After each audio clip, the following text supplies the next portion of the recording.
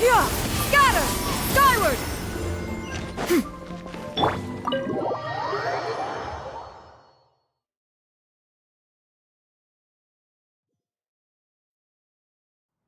Oh, you're here early. I just ordered. The food should be out in a second. Sit down, sit down. Let's all take a seat! Here, hand me your cups. Oh, thank you!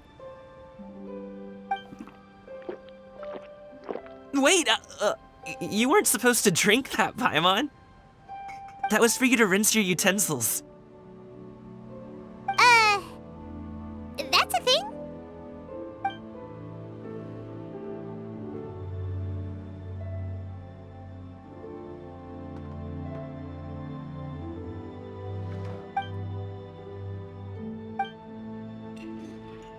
Wow, so much delicious food! Do you really eat all this just for breakfast? That's just how we do it where I'm from. Most of the time, though, I don't eat lunch after dim sum. Oh, that's good to hear. Paimon doesn't need to worry about holding back then. Eat! If it's not enough, we can always order more. Oh, and there's tong soy coming as well. I don't usually have that in the morning, but, well, since everyone's here, I just had to order it. What about you, traveler? Is the food to your liking? Want some more seafood congee? Let me refill your bowl. Paimon's gonna take you up on that. Fill it up nice and full and make sure she gets a few extra shrimp. Thanks!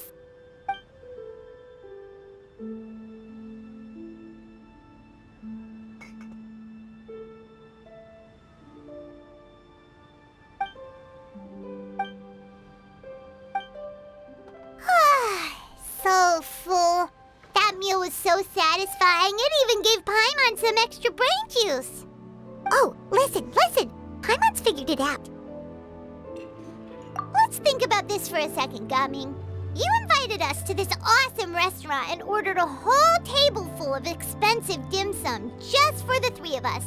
Well, you must be hiding the fact that you're some young master from a rich family. That would explain why you try to keep your friends and family away from each other. Are you confusing me with Xingqiu? Huh? You know Xingqiu? You sure know a lot of people. Well, when you're on the road as much as I am, you hear all sorts of rumors. Sometimes they're true, sometimes they're not. What it comes down to is being able to tell the difference. More often than not, that means knocking on some doors to find out for yourself. Oh, you truly are a man of many talents, young Master Gaming. Okay, enough with the teasing. Sorry to burst your bubble, Paimon, but you're wrong about my family situation. What? Oh, Paimon thought she was onto something there. My dad is just an ordinary tea merchant. Small-scale stuff, you know? It wouldn't even make sense to mention his business in the same breath as the Feiyun Commerce Guild. My dad... he always wanted me to inherit the family business. to be a merchant like him. But that's just not who I am. It's not who I ever wanted to be.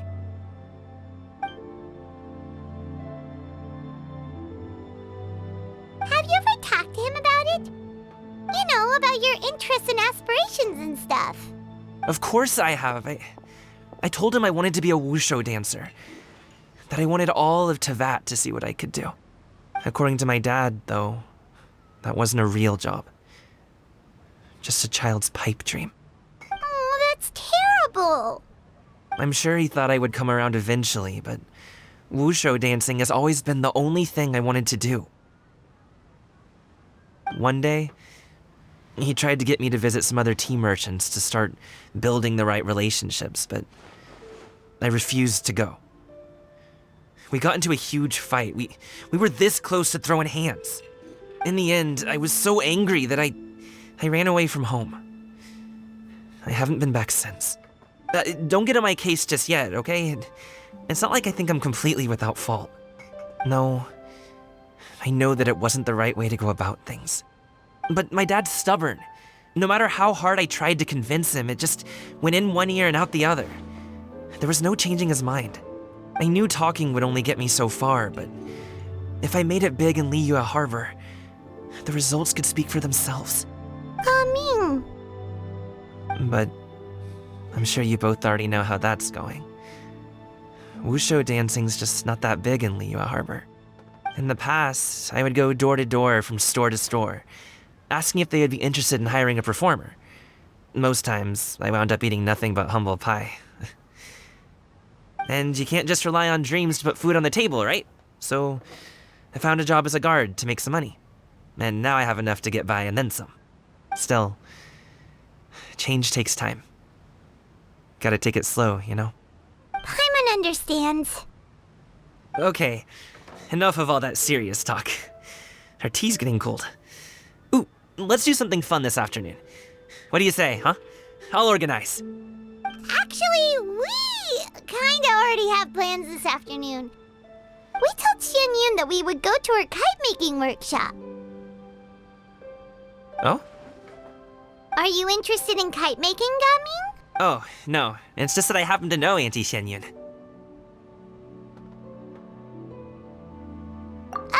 Do you not know who she really is, Gaming? Oh, I know that she's an adeptus. I met her during a delivery once. But hasn't she been in the city lately? She's even tried, with some limited success, to change her terms of self-address or something like that. She came to see me a few days ago to ask about luminescent dyes. Oh, wait a second. She doesn't plan on putting those on a kite, does she? Is that not something you can do? It's one thing to use it on cloth, but applying it to paper is another matter entirely. Why couldn't she tell me what she wanted them for? Yeah, she does seem to have trouble with that sometimes. It would be such a shame if everyone worked so hard on their kites only for them to get ruined in the end. Okay, I'll go with you. If Auntie Xianyun wants to use those dyes on a kite, the formula will need to be changed. Great! The more the merrier!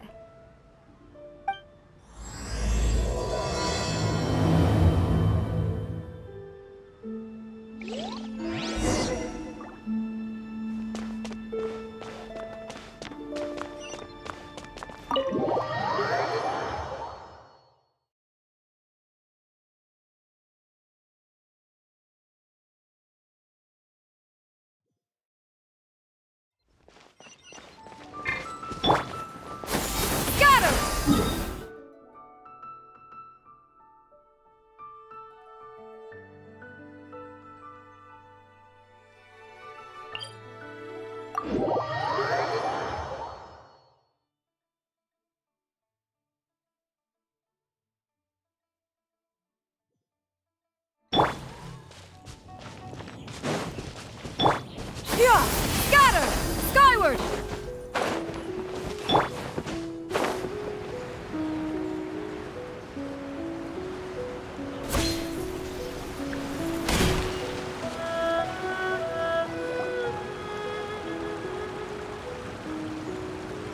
Ganyu! Ganyu! Come on, wake up! Some friends have arrived! Hello, friends.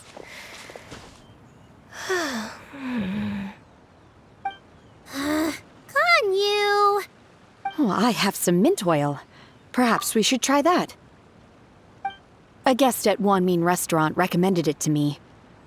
I've tried it. Its stimulative effects are much stronger than what can be achieved from chewing on mint leaves alone.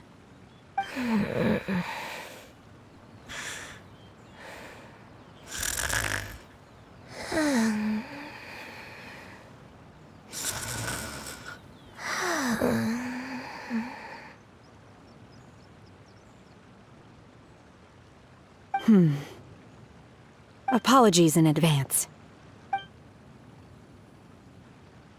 Wait! Shenhe? Not there!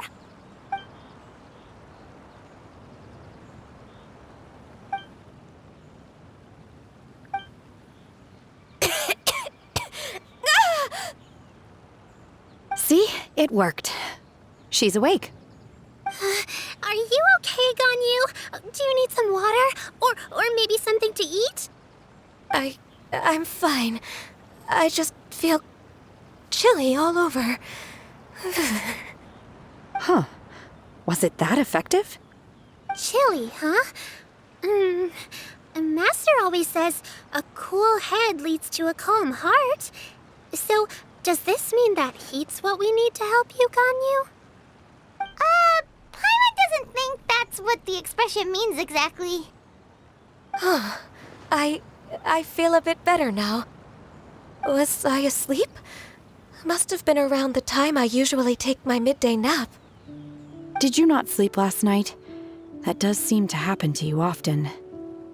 Perhaps you should come work at Wanmin Restaurant with me. We get off at 10 on the dot every night without fail. I could never. I'm sorry. I seem to have missed your name. You are... Me? My name is Gaming. I work as a guard for the Secure Transport Agency. Gaming. The name sounds familiar. I believe I've heard your name mentioned around the Ministry of Civil Affairs. People tell me you're an extremely enthusiastic worker, and you are very generous with your help. Well, you know me. Or, I guess you don't. My name is Ganyu. This is Shenhe, and this is Yao Yao. It's an honor to finally meet you all. Oh, you must be here for Auntie Xianyun's kite-making workshop, right? Yes. I have neither made nor flown a kite before. As long as Master is willing to teach, I am willing to learn. Me too! I want to participate in the kite flying competition with my best friend! Plus, it's more meaningful if you make the kite yourself, right? Your best friend didn't come with you? Well, Chi-Chi's been super busy helping Dr. Baiju lately. I'll meet up with her later and give her a huge surprise. Oh, I also brought bandages and ointment with me today. It's easy to cut yourself when working with bamboo, so I thought I should come prepared. Wow, you're really thoughtful. As for myself, I'm afraid I lack some of my companion's enthusiasm. I was originally planning to buy a ready-made kite and just enjoy the festive city atmosphere with everyone. But Cloud Retainer is always going out of her way to look after her juniors, wanting us to have the best there is. She always puts us before herself. Huh. It was so thoughtful of her to arrange this workshop, so I simply couldn't let such consideration go to waste. My motivation for being here might be a little different, yes, but I'm ready to put in just as much effort as everyone else. Well, we're all here, but where the heck is Xianyun? Shouldn't she be here by now? Who is it that speaks of oneself in such an ill-tempered tone? Oh, come on! You clearly heard Paimon! Master stopped to buy grilled tigerfish to share with everyone. Come get it while it's still warm. Oh, Paimon, sorry, Miss Illuminated Bird! Paimon always knew you were the smartest, coolest, and prettiest Adeptus.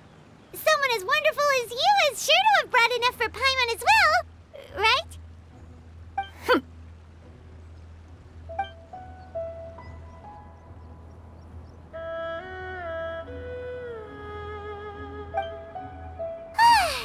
So delicious. Paimon's life is complete.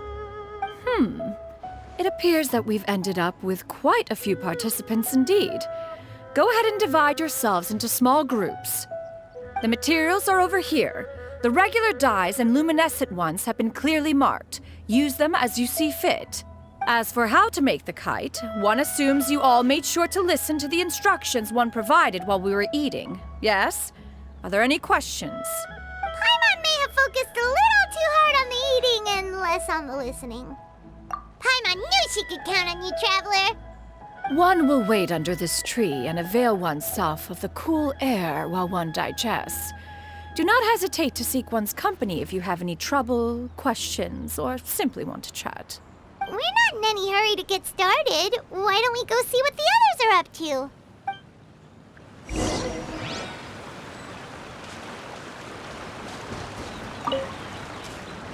Hey, Gaming! Want to team up? Huh? But I have to participate? I thought I'd be done for the day after adjusting the dye formula. You're that unenthused by kite making, huh? That doesn't seem like you. No, it's not that. It's just... it would take too long to explain. I guess I'll just make one then. What shape should we go with? How about a butterfly?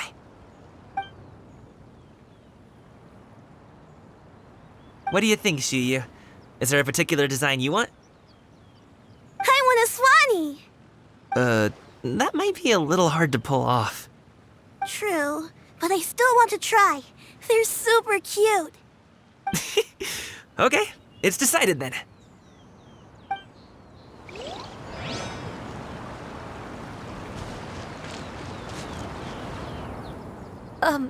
Shenhe, it would be great if you could refrain from putting things on my horns from now on.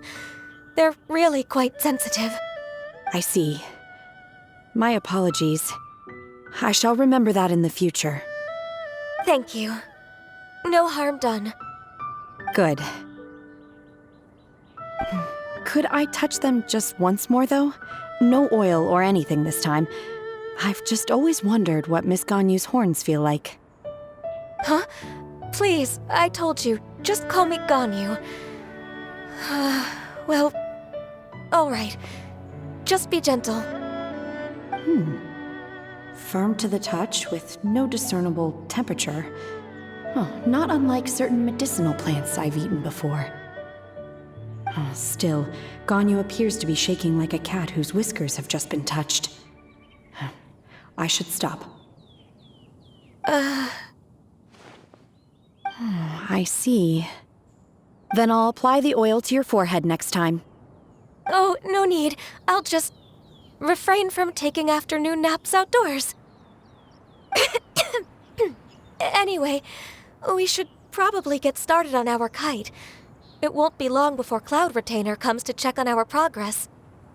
Perhaps we should just choose the most traditional style. Okay. Well, they seem to be getting along swimmingly. Let's not disturb them.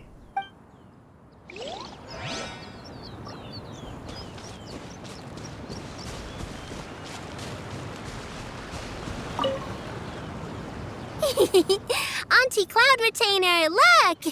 Am I doing it right? Very good. Your frame is nice and sturdy. This design, is it a finch? Yep. One is looking forward to seeing your finished product. What color are you going to make it, Yao Yao? I haven't decided yet. If I make it blue, it'll be more like my friends. But if I make it gold, it'll be more like me. If you are asking for one's own opinion, one would advise choosing gold. When giving a gift, the key consideration is the recipient's feelings, is it not? One imagines your friend would much prefer a kite that reminds them of you. Oh, hey, I never told you the kite was for Chi-Chi. How did you know? With age comes wisdom, child. One simply has a way of knowing things. Oh, cool. Thanks, Auntie Cloud Retainer. I'm gonna start painting it gold right now. Good. One will watch. You two seem strangely unoccupied. One was under the impression that one was supposed to be doing the relaxing. Is your kite finished? We actually haven't started yet, but we're going to start, right now. We should get started on our kite now. Let's go. The scissor-tailed swallow sure takes a lot of curved bamboo rods to build. Ugh. It broke.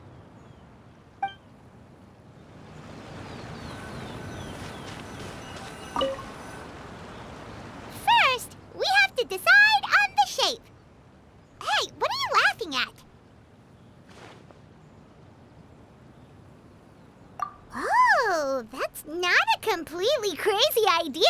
If nothing else, a Paimon-shaped kite could at least make sure you never get lost on your travels and always find the tastiest food and funnest things to do wherever you go. Maybe we're not exercising enough artistic license. Ooh, we should exaggerate this a bit. How about this? The word Paimon means the guardian angel of travelers.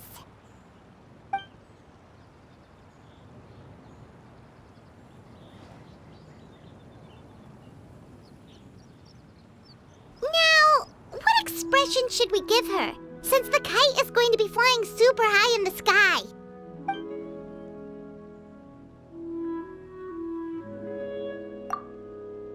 Ooh, like this? Ooh. The title of champion kite flyer is mine! Now that we've decided, let's make it happen!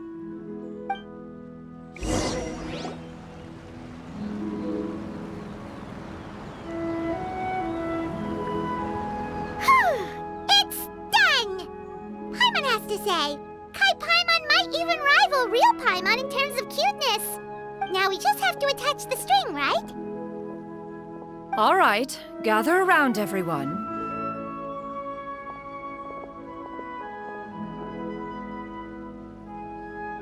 Oh, Shenyun's calling us!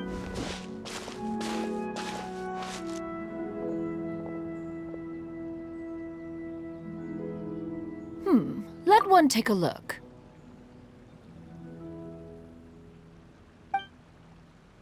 Wow! Ganyu and Shenhe made a scissor-tailed swallow. It's so pretty. Yep. The coloring makes it look a lot like Master. If the tail wasn't split in two like that, it might even be a spitting image. If you look closely, there are a few spots where the colors go outside the lines. Did you doze off while painting it, Ganyu? I did the painting. I stared at the paper for quite some time, but I simply could not recall the coloring of any bird. Except Master. Or should I say that I'm too familiar with her crane form? Even when she stands before us in human form, all I can see is blue and white.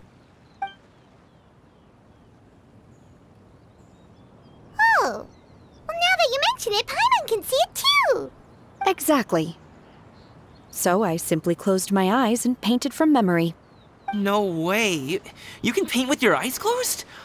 Wow, the disciples of Adepti really are something. You are most filial, Shenhe. One is flattered by the likeness. The swanee that Gaming and Shuyu made looks very majestic. I'm sure it'll look even more impressive as it soars through the sky. The eyes and ears glow in the dark, so you're sure to see it at night. Your golden finch is cute too, Yao Yao. It's all thanks to Auntie Cloud Retainer's guidance. What about your kite, Traveler? Ta-da! Here it is! Its self-important countenance bears a striking resemblance to that of its namesake. It makes her look like she's already won the competition. Well, that's gonna happen one way or another. Is that the Jade Chamber? Oh?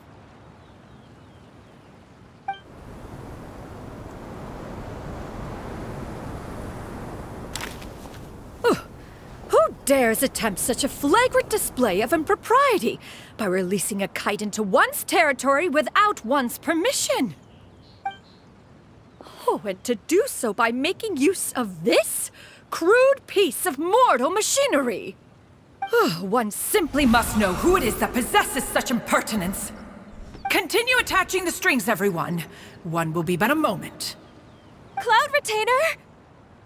Traveler, Paimon, could I trouble you to go after Cloud Retainer? Master's going to be okay, right? I'm more worried about the person who released the kite. There's wind up ahead! Looks like we can glide over!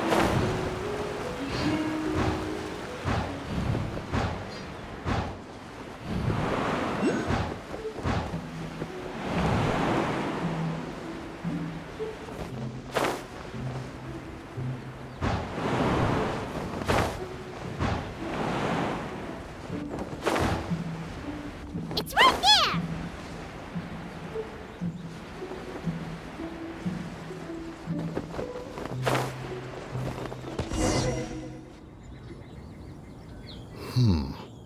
This Fontanian device of mechanical motion is quite curious indeed. Now is hardly an opportune time for your musings. Someone among us was not sufficiently attentive, and now the kite has vanished. Calm yourself. Do you have any recollection of its last location? One believes it drifted in the direction of Mount Outsong. Perhaps it is mere happenstance, but one feels a certain sense of dread at the thought. Your concern is misplaced, surely. Cloud Retainer is either in the city looking after her disciples, or secluded in her abode attending to her research. She will not notice that kite. On the subject of said kite, however, one simply must remark on the genius of its windless lift technology. One cannot help but surmise that its ingenuity rivals that of Cloud Retainer's creations. Still thy tongue. If Cloud Retainer were to hear you profess such a thing, we can both say farewell to any further use of the Supreme Cuisine Machine. One presumes that this kite belongs to you. Huh? Regard the situation with which we are now confronted. This is all your fault. One's fault? One seems to recall that releasing the kite was no solitary endeavor. Say something, Mountain Shaper. Surely you can think of something to appease her. Further explanation shall only fan the flames of her wrath. It would be better to stay silent and retire at the earliest opportunity. We can hardly avoid her forever. That may suffice during Latern Rite. But what about the Moon Chase Festival? Sooner or later, she will discover our true identity. Hello? Go retrieve the kite. Absolutely not. You retrieve it. That is not our kite. Oh, so an adeptus such as oneself is mistaken then? Ah, you're an adeptus? Please forgive us for any impropriety. I truly possess no inkling of who could have released a kite into your esteemed domain. Pray, who could be responsible for such wanton behavior? Verily, verily, we were but delighting in the surrounding scenery. This locale is home to such exquisite... mint! Well, and if that's all, then we'll just be on our way. We finally caught up. You sure do fly fast in your illuminated bird form, Xinyan. Mooncarver? Mountain Shaper? What are you doing here? You? Okay, now Paimon's getting a weird vibe. Did she say something wrong? It is of no consequence. Long has one seen through their disguises. One was simply curious as to how long they would keep up the act. Then you are not angry? How could one feel anger at the sight of two old friends enjoying themselves? One is also well aware of how enticing these city novelties can be. We were simply consumed by a fit of festive spirit. Seldom do we get the opportunity to partake in the delights of the times. However, we are far from being as adept as you in matters that require a deftness of hand. No worthy kite could be born of our own making. Thus, we could only take the convenient route, so to speak. Your prowess in mechanics is unparalleled, Cloud Retainer. You wield the wind and waves themselves. Your singular talent stands unmatched across the land. Of this, we are well aware. One has guests to attend to.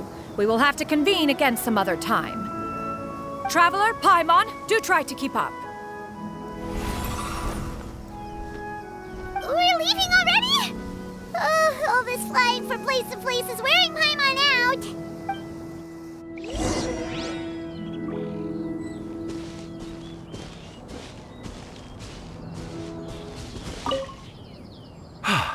It seems that one's concern was misplaced after all. Then, should we continue flying the kite?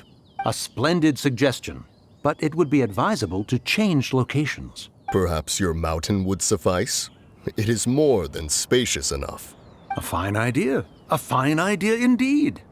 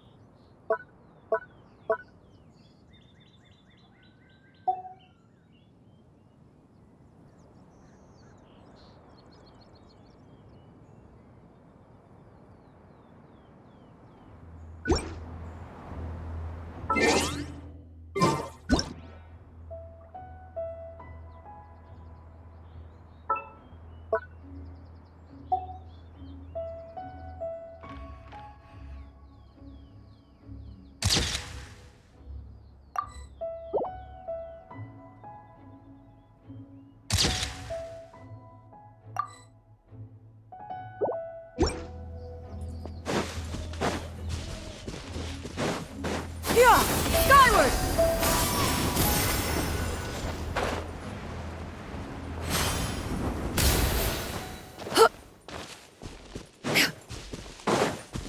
Yeah! Scatter!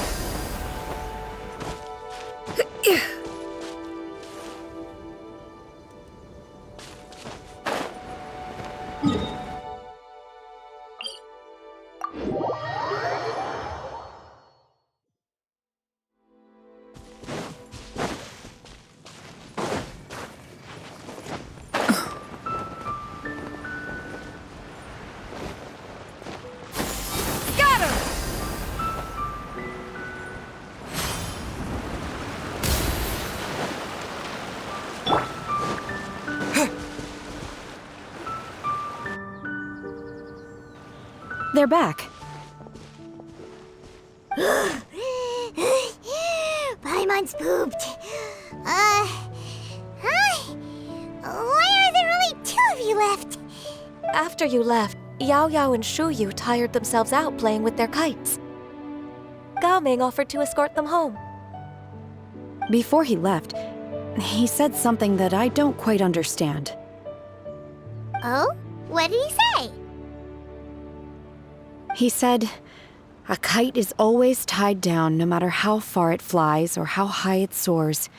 Its tether prevents it from ever truly flying free. He looked quite dejected as he said this.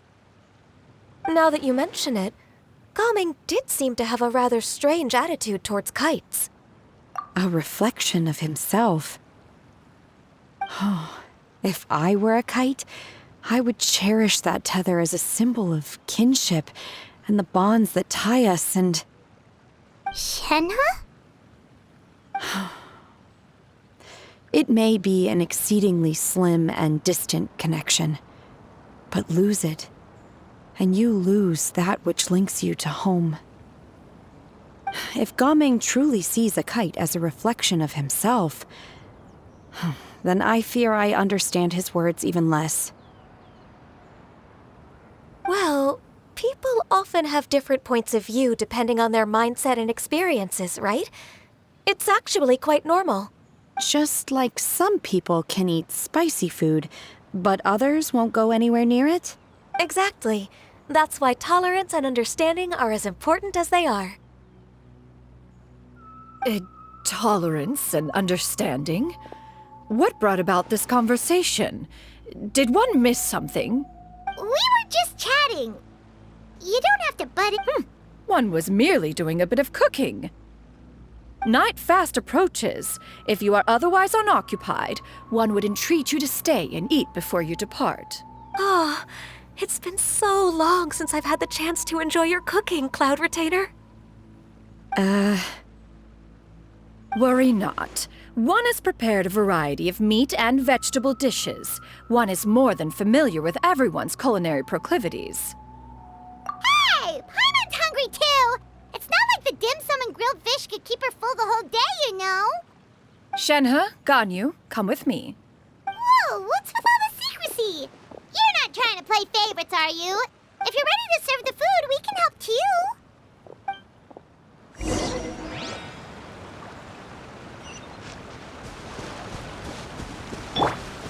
Yeah, got her!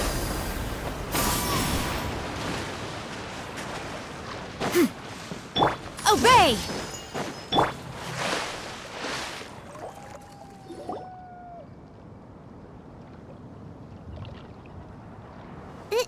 This is...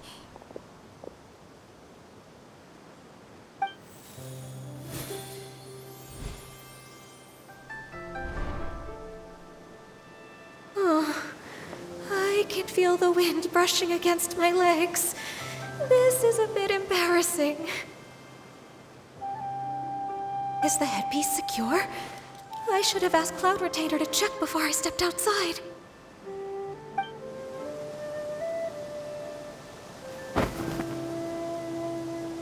How do we look? She asked them just like that? You look pretty too, Ganyu! Oh, how should Paimon put it? You both look so elegant and refined. Those outfits really suit you both. Given that one employed the services of the best tailor in all of Liyue, one would expect nothing less. What colors have you been partial to lately, Shenhe and Ganyu? Lately? Why is Cloud Retainer suddenly asking about what colors we like? I like black. One is gratified to see one's disciple has inherited one's own tastes. The color black doesn't get dirty easily. A virtue I've come to value recently.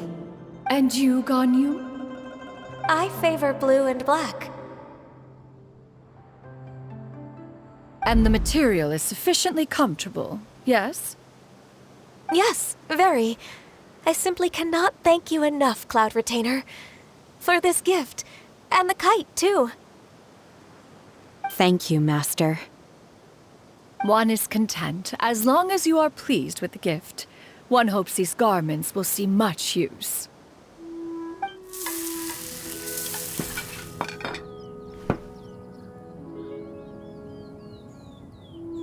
Seems like your supreme cuisine machine is just getting better and better, Xianyan! This golden crab's particularly good.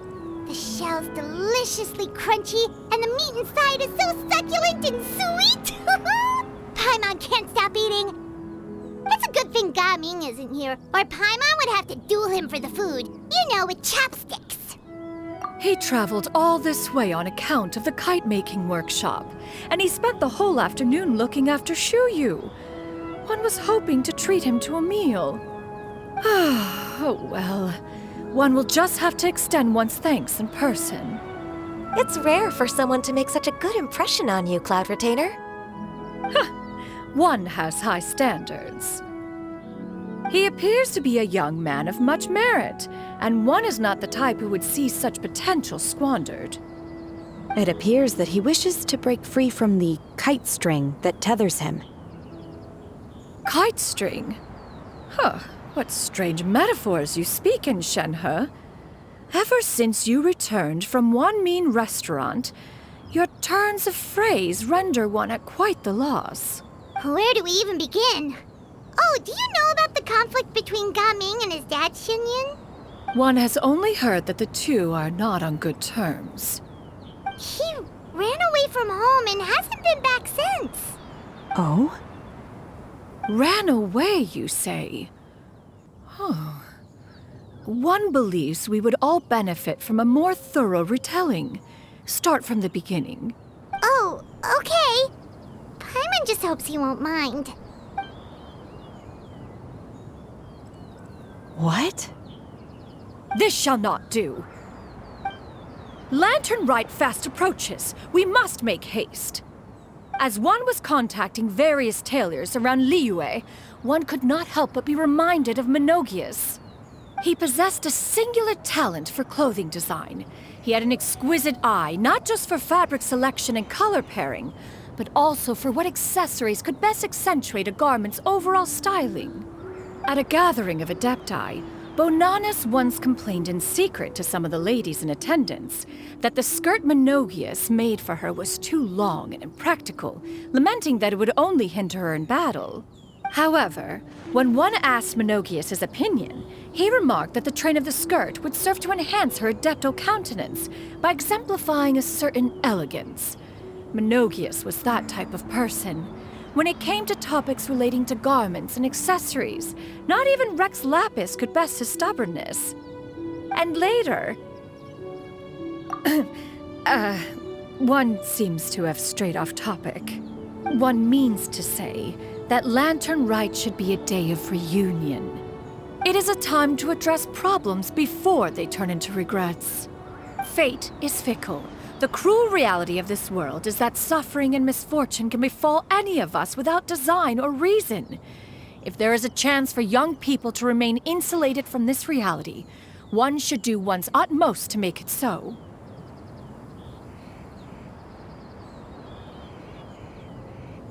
That's nice and all, but... Do you have any ideas, Cloud Retainer? Perhaps adeptal arts could be of use. No. Mechanics, perhaps. One fails to see its use in a situation such as this. Is there anything I can do to help?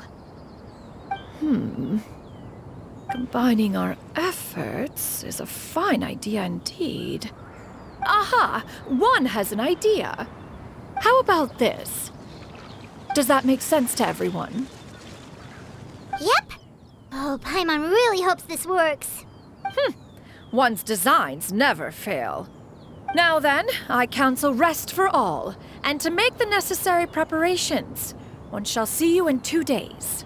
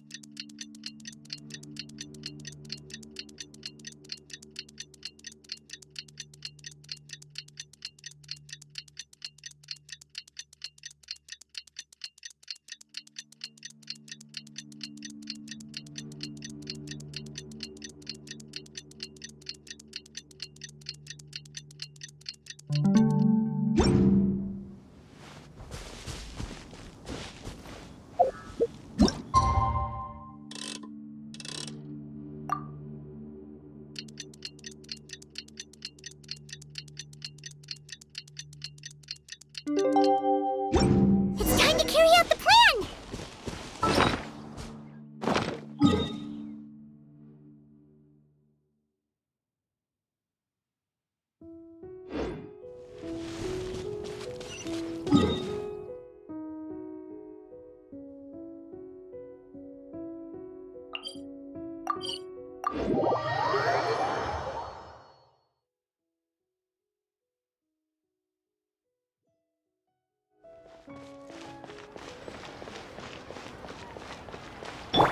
Yeah! Skyward! Scatter!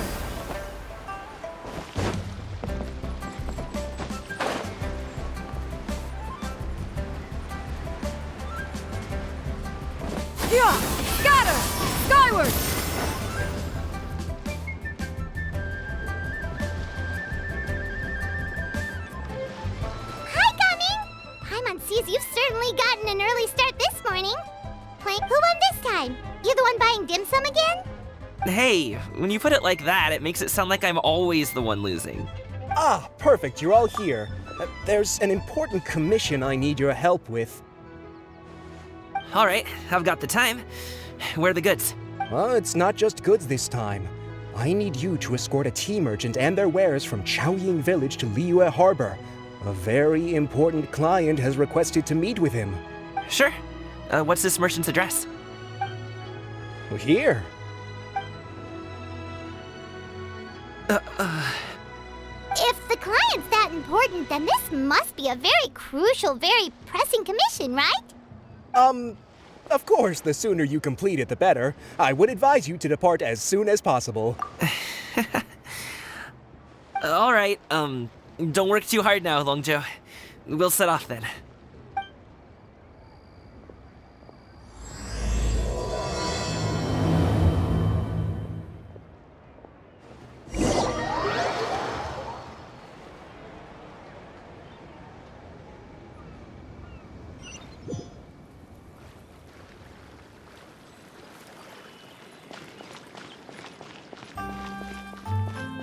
You're a bit quiet today, Gaming. Oh, do you want Paimon to tell a story? We're almost there.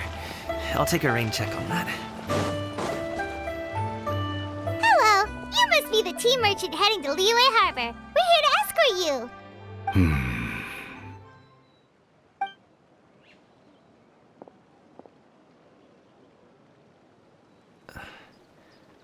Dad? Oh, so you're Gaming's father. It's nice to meet you. Just leave this delivery to him. Trust Paimon, he's got this in the bag. Gaming is super good at what he does. Everyone at the Secure Transport Agency says as much. Even the Ministry of Civil Affairs has nothing but good things to say about him. Seems like you've made some sort of name for yourself at least. The goods are all in order? Yes, they're all here. Then let's get going.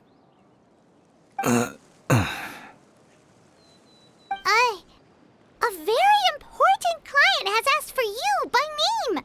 You kinda have to come with us. Paimon doesn't know how we would explain ourselves if you just didn't show up.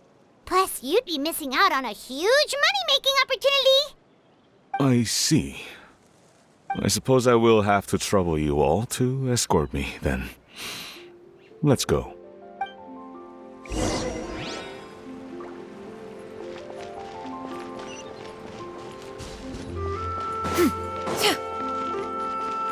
Yeah! Skyward! Scatter!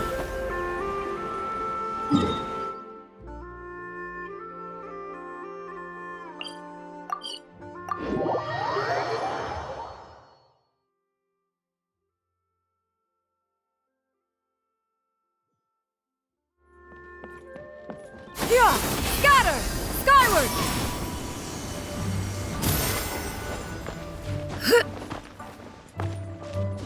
We've been walking for so long.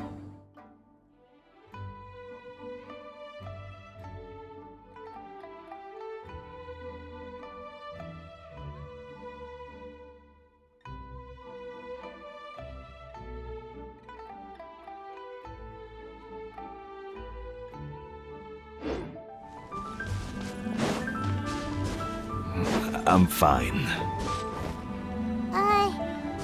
Gaming, don't you usually have some delicious snacks on you? Come on, bring them out so we...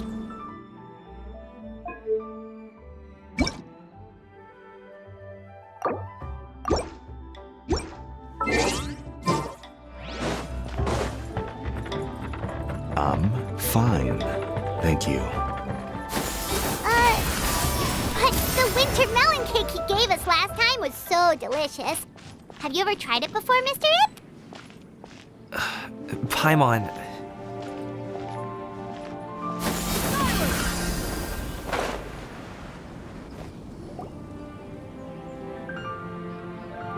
This place looks nice and open.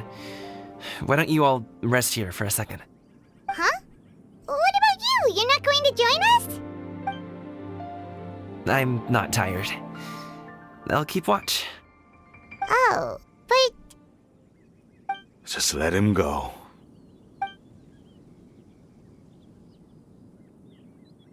okay, we'll just share amongst ourselves then. Did you know, Uncle Ip, that the flavor of these cakes changes depending on... Halt! Who goes there? It appears that one's movements were overly conspicuous. Enough of your musings. Focus. Focus on the matter at hand. Present your exquisite ornaments at once. Indeed. Bring them forth readily and without protest. Ah! What do we do? It seems as if these two are acting alone. It won't be difficult to subdue them, but they might have something else waiting in store for Dad. The best way to keep him safe is... Leave this to me. I'll handle them. Traveler, Paimon, take my dad and the goods away from here. No, Gaming. It's too dangerous. This is what I do. A thorny foe indeed. Let us depart and seek a target softer in blows and disposition. Don't think I'm gonna let you off so easily. Away! Let us away! Coming! Don't worry, he's a great fighter. Paimon's even seen him take down a dozen or so treasure hoarders all by himself. But Coming, if he had just stayed by my side and learned the family trade, he wouldn't have to put himself in such dangerous situations. We just have to trust him. Let's go on ahead. We'd best get away from here, in case there are other bandits in the area waiting in ambush. All is going to plan.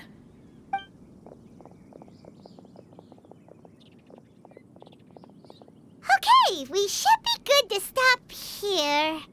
Yangli? Oh no, what is he doing here? Good sir, please listen to me. Reel in your line and leave this place as quickly as you can. There are bandits in the area.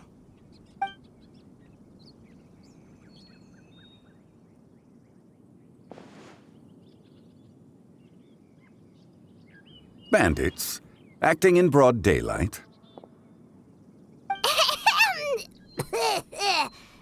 Oh.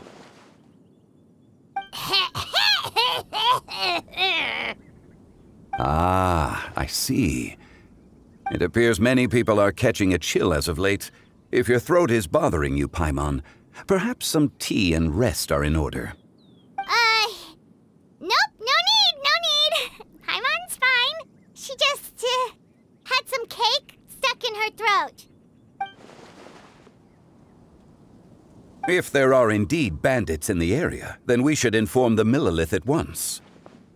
Oh?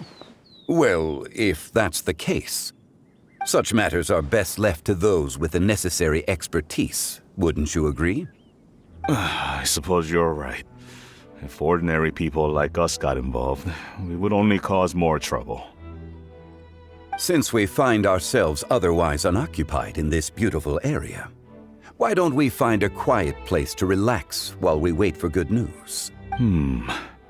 That would be lovely.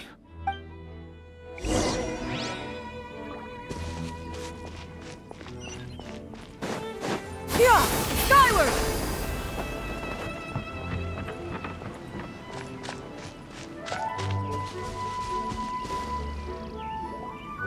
So, Uncle Ip does have a reason to be worried. After all, Gaming, the guard we mentioned, is his son. Gaming. The name sounds somewhat familiar. Ah, yes.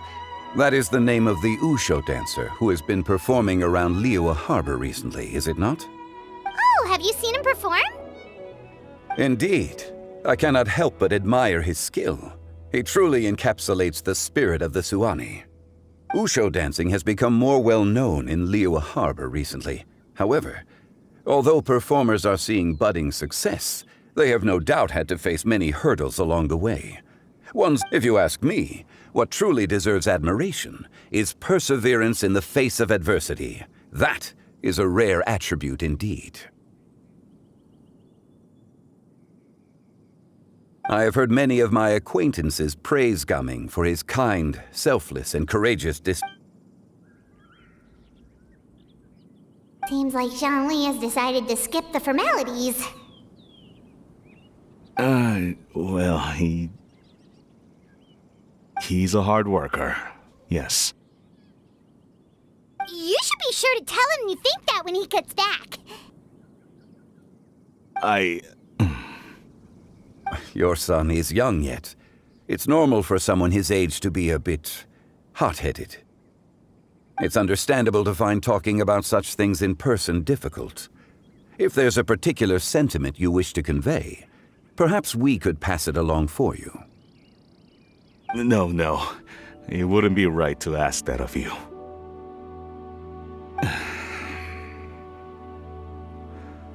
This thing between us has festered for many years now.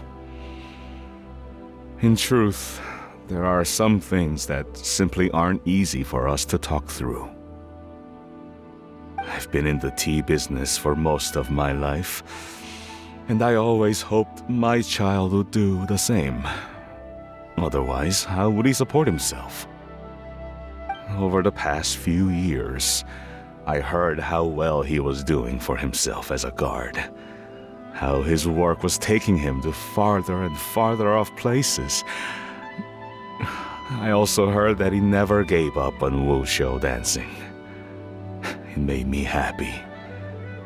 But I was also worried. When you're young, you can handle all that physically taxing work and manual labor. What young person isn't capable of making a living that way? My concern is what happens when you get old.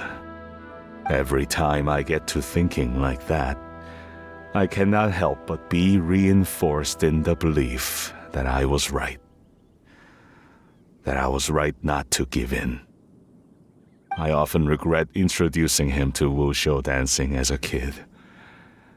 If I had known how things would turn out, I would have never taken him to see those performances in the first place. It is only natural for a parent to strive to send their child down the right path. No one would begrudge you that sentiment, Uncle Ip. You need not worry. You seem quite young, Mr. Zhongli. Yet you speak with such wisdom. Perhaps I have misjudged your age. Your words are too kind. Truth be told, one of my old friends has several grown daughters. Rather than fretting about their future, however, she prefers to let them find their own way. Then she's more easygoing than I could ever be. I fear I lack such an open mind. I meant to say earlier, there is no need to be so polite. Feel free to call me by my name, Ipdak. Sure. So, do you also think I fret too much, Mr. Zhongli? That's not exactly what I was hoping to convey. Only a fool would ask a parent not to worry about their child. But think of it this way. Raising a child is not unlike flying a kite. Hold the string too tight, and it can no longer soar.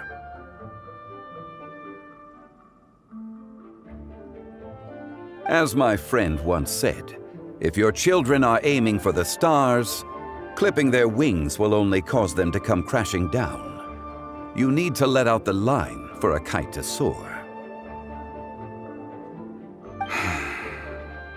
It seems I was too stuck in my ways. You need not reproach your heart for caring. You simply need to loosen your hold a little.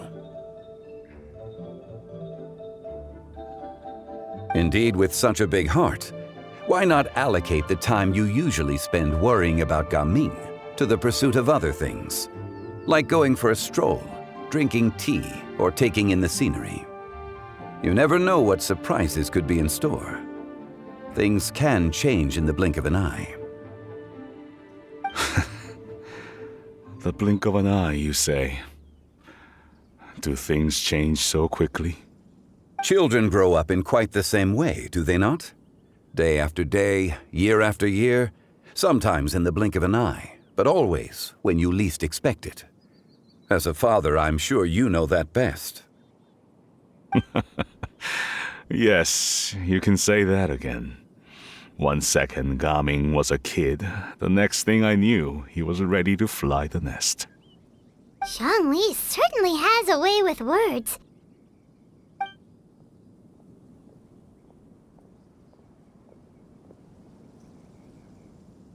Oh, Gaming is back! Hey, Gaming, we're over here! Dad, Traveler, Paimon. Good, you're all here. Oh, and Mr. Zhongli from the Wangsheng Funeral Parlor? You're here too? A fated meeting indeed. We were just enjoying some pleasant conversation.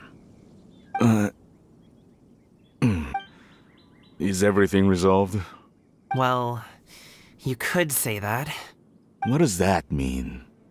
Traveler, Paimon, come with me. I need to talk to you. Huh? Oh, okay. I'll come right out and say it. Those two bandits, you sent them, didn't you? So, that's how we're starting off? Can't look me in the eye, huh? Guess I'm right then. Okay, but how did you know? At first, their mannerisms seemed a bit stilted. But once I got close, it was obvious that they possessed great skills. I was right on their tail, and it should have taken only a few steps to catch up to them, yet somehow, I was never able to close that distance. People with that level of skill would have gone about things differently from the start, like sneaking up on us while we were distracted. Unless, of course, their real motive was to lure me away from the group all along. Wow, you're pretty quick on the uptake. I just have a lot of experience. I've dealt with many a ruthless bandit in my time, but I've never seen ones like them. In the end, I told them they would make good guards if they ever wanted to get back on the straight and narrow, and that they could hang out with me in Liyue Harbor anytime. You ever consider you might be a little too good at making friends? I'm guessing you guys were trying to help resolve things between my dad and me? I appreciate it, I really do. But this conflict between us has been going on for a long time. Even if those two were real bandits, and I was able to subdue them and show them what I was capable of, it wouldn't change anything. You've seen the way he talks to me. It's not like that at all! Your dad really cares about you. You should see the way he talks about you when you're not around. Zhongli was talking things through with him, and he nearly agreed to let it go. You don't believe us? He won't let it go. He can say as much as he wants to other people, but he won't talk to me. You told us you wanted to prove yourself to your dad. Why don't you tell him about all the hard work you've done these past few years? Will that even do anything? I'm not sure talking is enough. You won't know unless you try. Just like how you won't know if something is delicious unless you taste it. Listen to us. It's time to put these people skills to good use. You can make friends with anyone, so why not your dad? I'll do my best. You are very knowledgeable, Mr. Zhongli. I'm impressed. Despite my being in the tea industry for several decades, it seems I still have much to learn about the art of tea tasting. You flatter me. It was nothing but a few humble musings. How much tea have you drank since we've been gone? Ipdak and I have found many a common interest. Our friendship, much like a cup of tea, seems to grow stronger the longer it has to steep. Well said, Mr. Zhongli. Gaming, Mr. Zhongli is very knowledgeable. You should take the opportunity to learn from people like him when you're in the city. Huh? Oh, of course. Ahem. Zhongli? I have very much enjoyed our conversation, Ipdak, but I, unfortunately, have some unfinished funeral parlor business to attend to. Oh, I hope I didn't keep you. My apologies for taking up so much of your time, Mr. Zhongli. No need to stay on my account. When you're less busy, let's find a time to meet. I'll treat you to dim sum. It would be an honor. We'll see you off, Zhongli. You two have a nice chat, all right?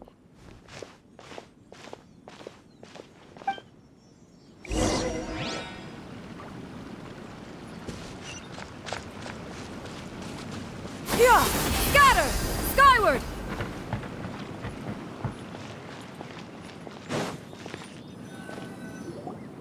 Thanks for helping us talk things through with Uncle Ip.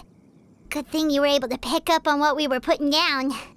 I have been around the both of you for some time now. You could say I have a certain level of expertise in that regard. As for my role in the conversation, think nothing of it. I hardly did anything noteworthy. You never change, do you? Why did you have us walk all this way? Paimon thought we just had to go far enough to be out of earshot. A friend approaches. Hello. Xiao, you're here too? I've been here the whole time.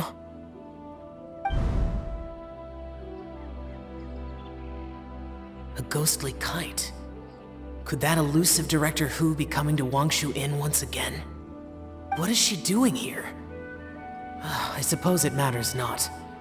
Given her relationship with Rex, well, Zhongli, I might as well go pay my respects.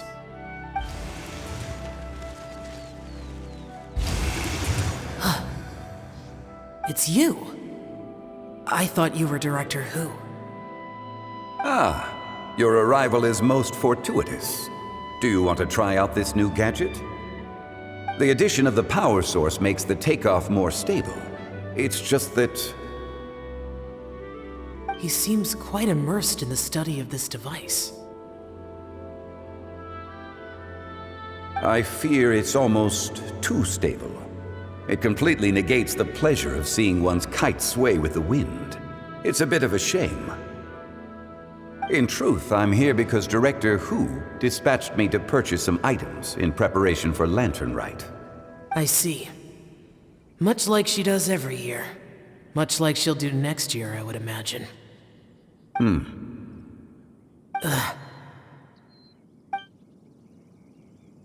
I wrong? Or has she once again sent you out to buy, what is it, sesame oil or something? While we're on the subject, I do wonder why she is so obsessed with using sesame oil in the preparation of mixed vegetable dishes for Latern Rite. A recommendation from Xiangling, perhaps. What do you think, Xiao? I've only met Director Hu a few times. I'm hardly the best person to ask. Ah, and is that not a sign that you should visit Wangsheng Funeral Parlor more often? It wouldn't hurt to grace the parlor with your presence now and again, when you are otherwise unoccupied. This one here is a traditional kite, one without any equipped mechanical device.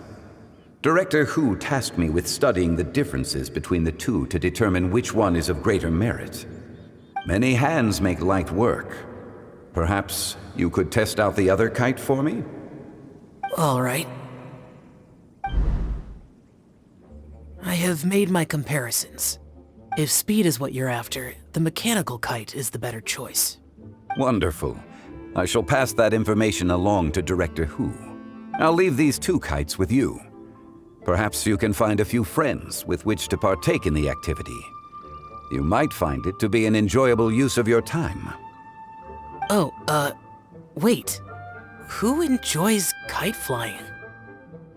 Well, I would imagine someone of your talent and wisdom is more than capable of finding out. So, you were testing out the kites for Hutao and even roped Xiao into doing it for you? Paimon didn't ask earlier because the situation was awkward. I would hardly say I roped Xiao into anything. I simply sought the help of a friend. Besides, we did the testing together. Seems like our pool of competitors is growing. Do you like kite flying, Xiao? I suppose I neither like nor dislike it. Although, watching a kite gradually ascend into the sky does bring me a certain peace of mind. Perhaps they're a bit like Xiao lanterns in that way.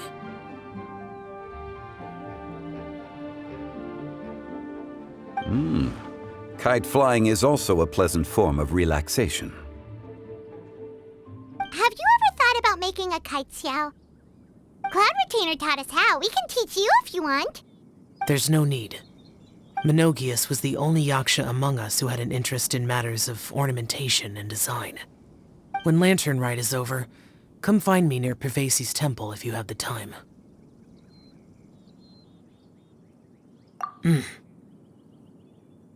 It's getting late.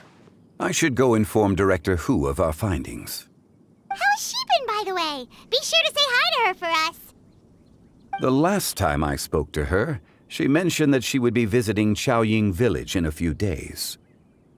If you have the time, perhaps you could also make the trip. If you have... We'll keep that in mind. Take care, Zhongli. See you later. See you next time.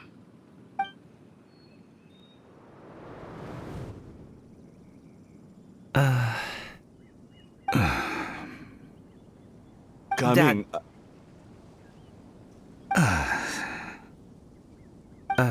You can go first. I don't have anything to say. Then I'll go. I still don't want to leave Liyue Harbor. Oh. I can't say I support that decision, but... Hey, let me finish before you get all worked up. Sit, Shenhe, sit. You must be tired from your journey. Shall I pour you a cup of tea, or would you prefer something else to drink? No need. I'm not tired. They're gone, Master. Perfect. The time is nigh for us to make an appearance. Do you remember the plan one recounted to you? Yes, Master. We aim to give them a demonstration of familial love. So I'll have whatever you are having. All right. What are Auntie Xianyun and Shenhe doing here? Just how many people are involved in this scheme? I suppose all I can do is just take a seat and see what happens. Perfect. I just so happen to have bought some Sunglow tea recently. It's quite the delectable variety.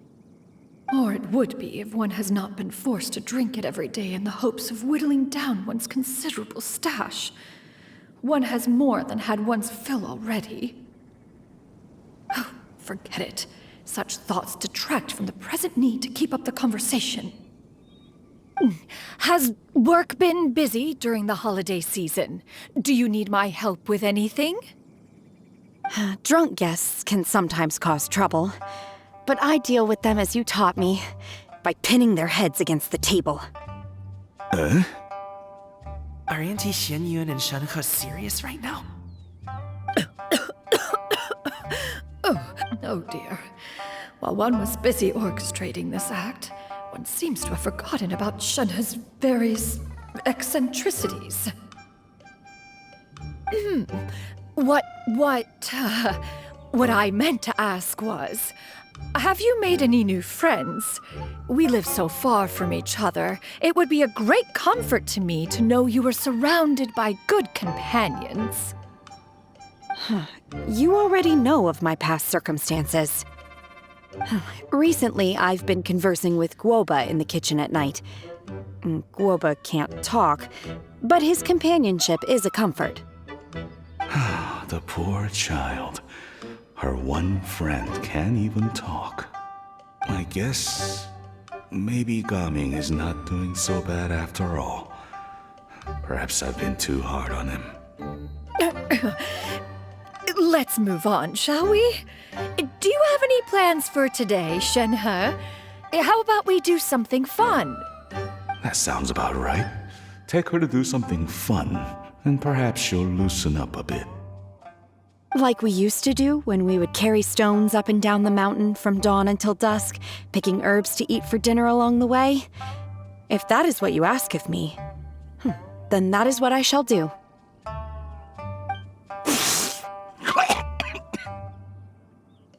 Dad, here, have some tea. Or no, wait, best not have any just yet. Yeah. I simply can't listen to that any longer. Coming, I'd like to finish what I was trying to say before. I don't support your decision to stay in Liyue Harbor, because living there is too hard on you. If you come home, there will be people to help you. I'm not saying we have to live under the same roof. I know our personalities are too similar to avoid butting heads. But you'll have your entire family around you.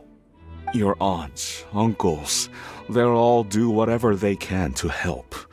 You could get a less taxing job, and we could grab dim sum together from time to time. Huh. I didn't know dim sum was such an important affair, Master. Shh. Just think about it, okay? You don't have to decide now. Dad really has changed a lot. He would never have said these things to me before. But thank you, Dad.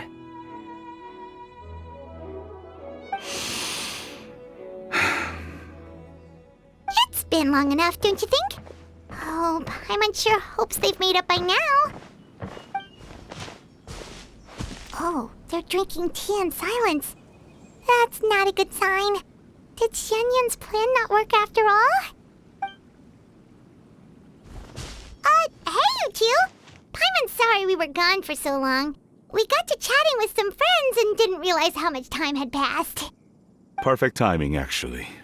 We seem to be just about done here. Yep, let's go. I'll get the bags.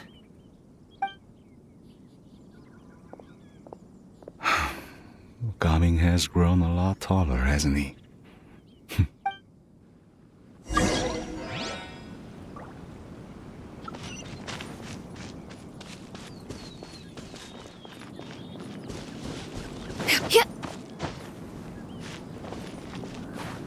Yeah! Skyward!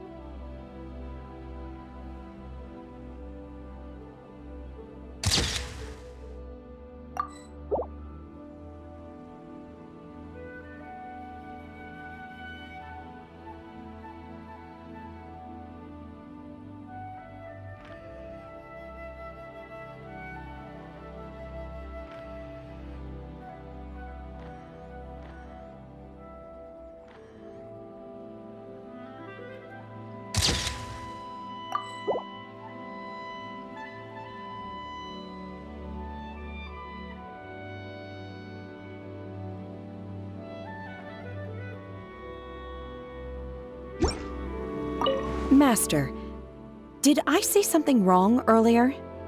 I tried to go along with your questions, but when I saw how you and that man reacted, I started to wonder.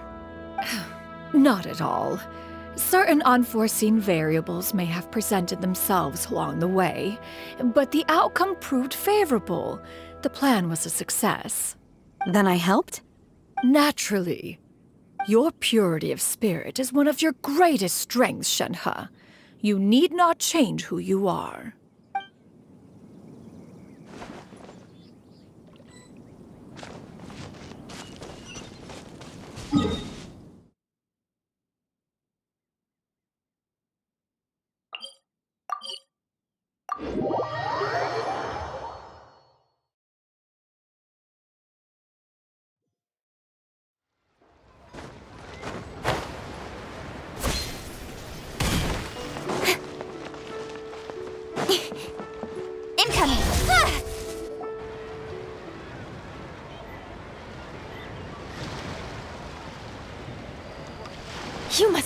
Mr. Ip! Thank you for coming all this way. My name is Charlotte, and I'm a reporter from Fontaine. You can find me writing for the Steambird. I invited you here not just to purchase your fine tea, but also with the hope that you might be willing to sit down for a short interview. What do you say? An interview? To advertise my teas? I suppose you could think of it that way. We Fontainians are big tea drinkers too. The Fontaine Market. Then I'll need some time to adequately prepare. Perhaps we could sit down and discuss the questions you intend to ask in advance. Of course, of course! Please follow me. Is this person also involved in your plan? And here I thought I had lots of connections. I suppose I've been humbled. You sure know all kinds of cool and important people. Over here! Yoo-hoo! Over here! Huh? What? Auntie Shenyun? She probably wants to talk about the next phase of the plan. Let's go while your dad is still distracted.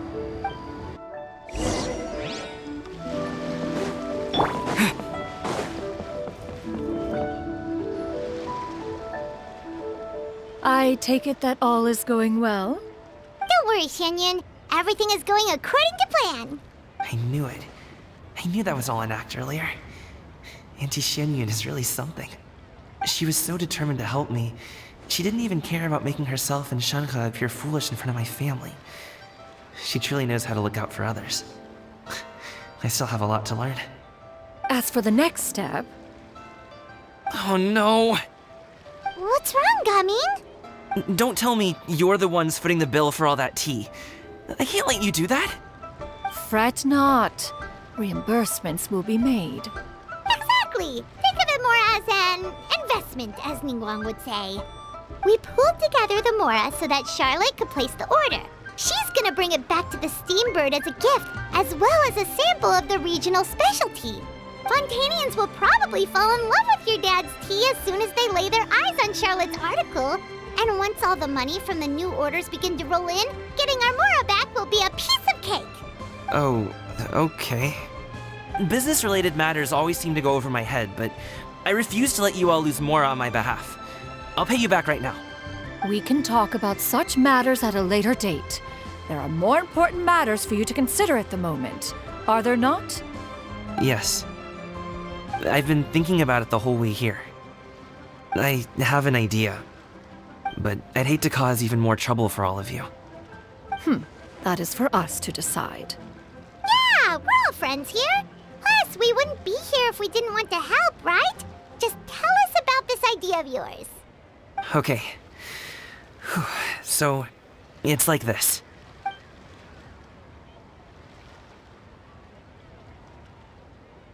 Got it! Just leave it to us. Let's split up and make it happen.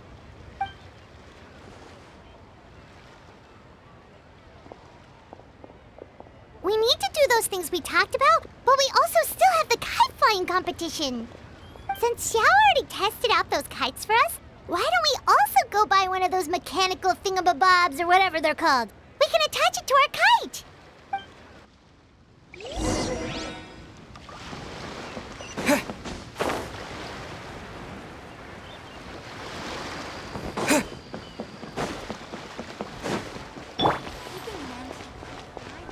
Unleash!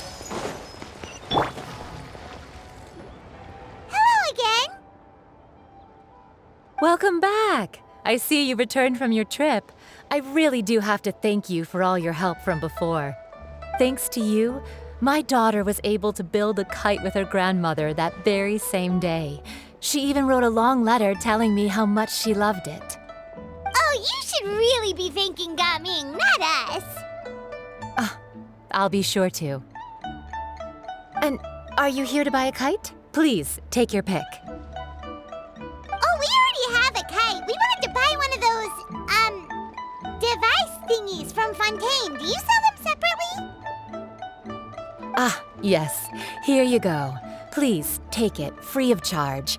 The directions are in the box. It's not hard to install at all. It doesn't feel right for us to just take it. Well, nor would it feel right for me to take your Mora. Good luck in the kite flying competition. I'll be rooting for you. All right then, thank you.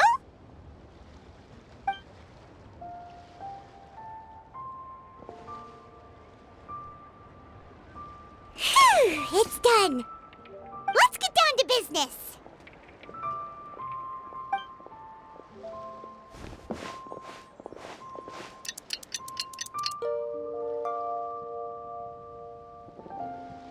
Looks like we finished everything we needed to do. Let's find a good place and put this thing into the sky.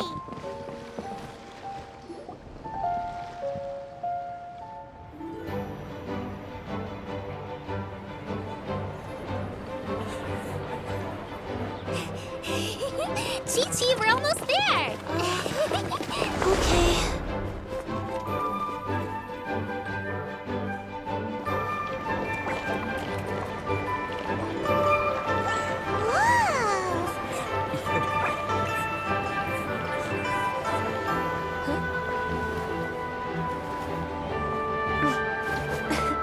Come here, allow me.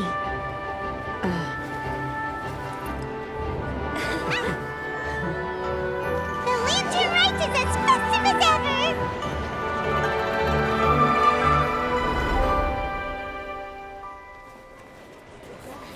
Huh? Oh, what's going on? Did something happen? What should we do? Oh, should we get the Millilith?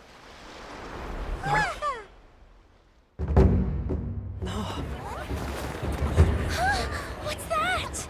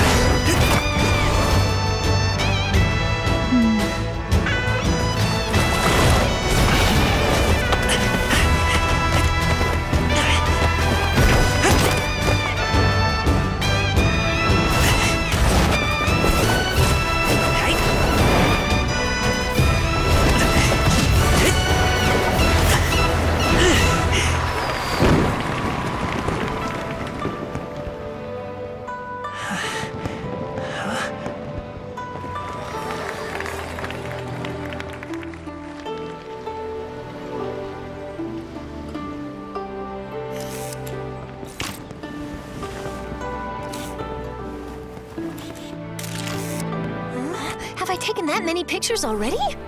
I need to load more film.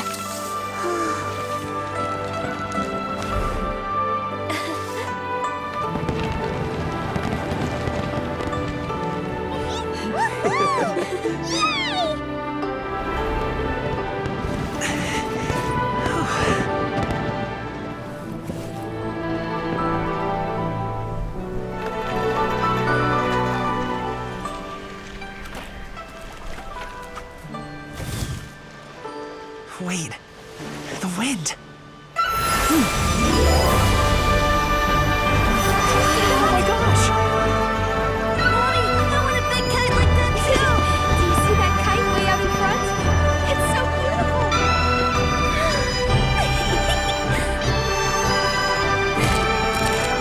Happy Latern Rite. Happy Latern Rite!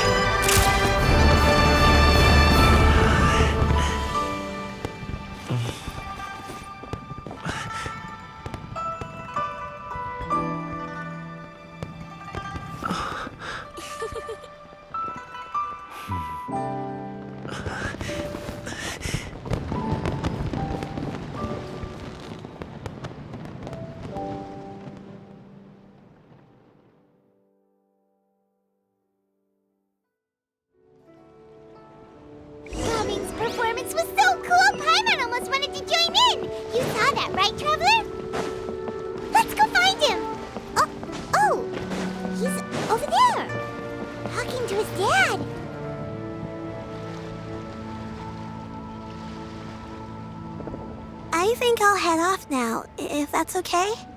Thank you, little girl. Do you want us to walk you back? No need, no need. Master is waiting for me right over there.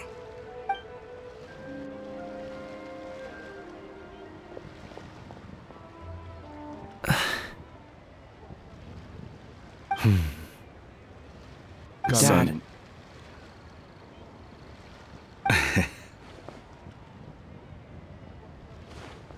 I suppose I'll go first this time. Okay. Your performance. I've seen many wushou dances in my time, but I've gotta admit, what you pulled off there was breathtaking. Wow. I never thought I'd live to hear you say that. You're serious about doing this professionally? Absolutely. I know it'll be difficult, but... Then it doesn't matter. What I mean to say is, of course it'll be difficult. But if that's your decision, if that's your dream, then it doesn't matter how difficult it is. As long as you put in the work, then any obstacle can be overcome in time. Really, when I was young, I also... Actually, how about we save that story of my past for another time? All I really want to say is, I've changed my mind. Much like this kite, you also deserve to soar to new heights. Dad. Son. Son? Haven't heard that in a while. I bet you're wondering what's gotten into me saying all this. Well, a little bit, yeah. Anyway, I know I've never found the chance to say this before, but... to me, Gaming, you've always been a great kid.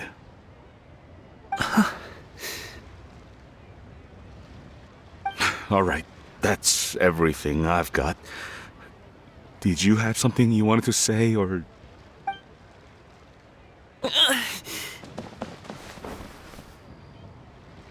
Seeing the two of them talk things through like this really gives Paimon a sense of accomplishment. Now go. Over there. Your friends are still waiting for you. Huh? But you came all this way. I'll be staying in Liyue Harbor for a bit longer. When you have time, we can grab dim sum together. Your treat, right? Dad, honestly. Go. Okay, then I'm off. See you soon.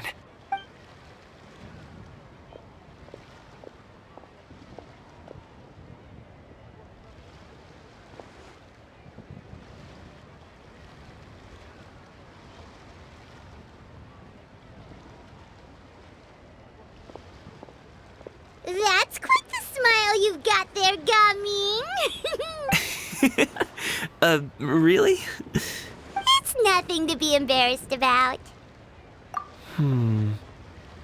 I'd like to find and thank Auntie Shenyun, as well as everyone else who's helped me out. If everyone has time, maybe we could all get together and go fly a kite.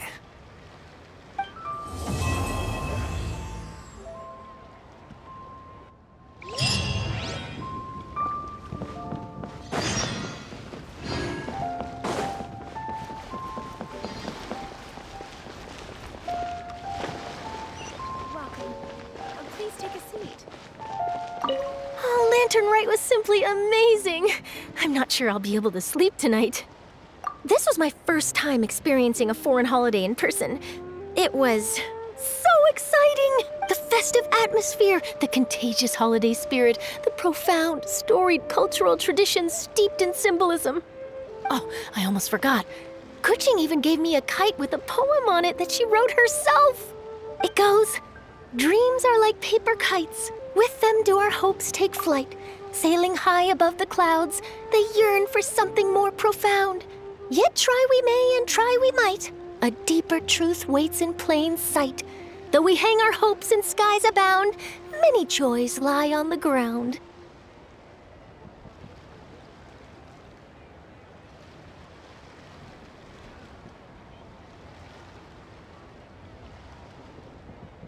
I want to include this poem in my special feature on Latern Rite. I'm sure a lot of people will love it. Oh, my conversation with Mr. Ip went really well. I've already sent the first draft of my article back to the Steambird. It's a piece that contains all the pertinent information while also telling a story. I'm quite proud of it. Oh, that reminds me. I should thank everyone who made this possible for me. Especially that spirited lady with those peculiar turns of phrase. Miss Shenyun was her name, right? It was all thanks to your connections and creativity. I would have never thought I'd be able to bring such a special gift back to Fontaine with me. Oh, that? Yeah, interesting story. It was invented by a guy from Fontaine. His name is Ildison. He's always tinkering away at some mechanism or another. He's even asked the Steambird to write about his inventions on more than one occasion. I believe I have a direct quote from him about this particular one. Yes, here it is. The device is powered entirely by mechanical components without the need for any additional energy source. Basically, it's a manually operated cranking device. How high it can fly entirely depends on how much force you can exert. Combining this invention with a kite, what a great idea, right? Yep, and happy Latern Rite to you!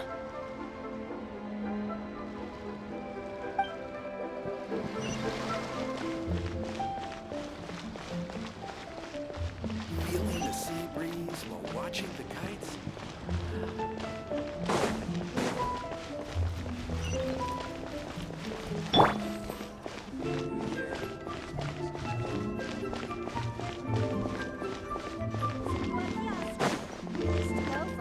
So, you're still a big fan of winter melon cake then?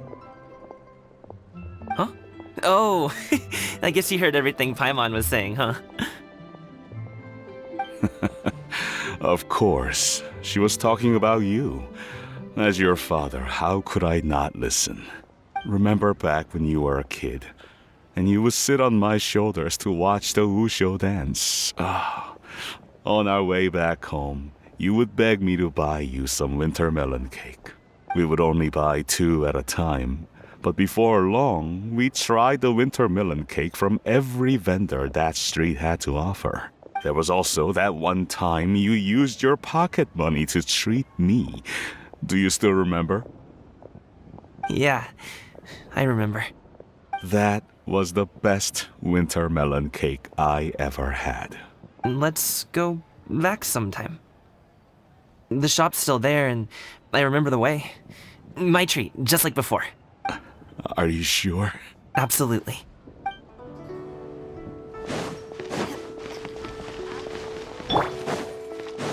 Yeah! Skyward!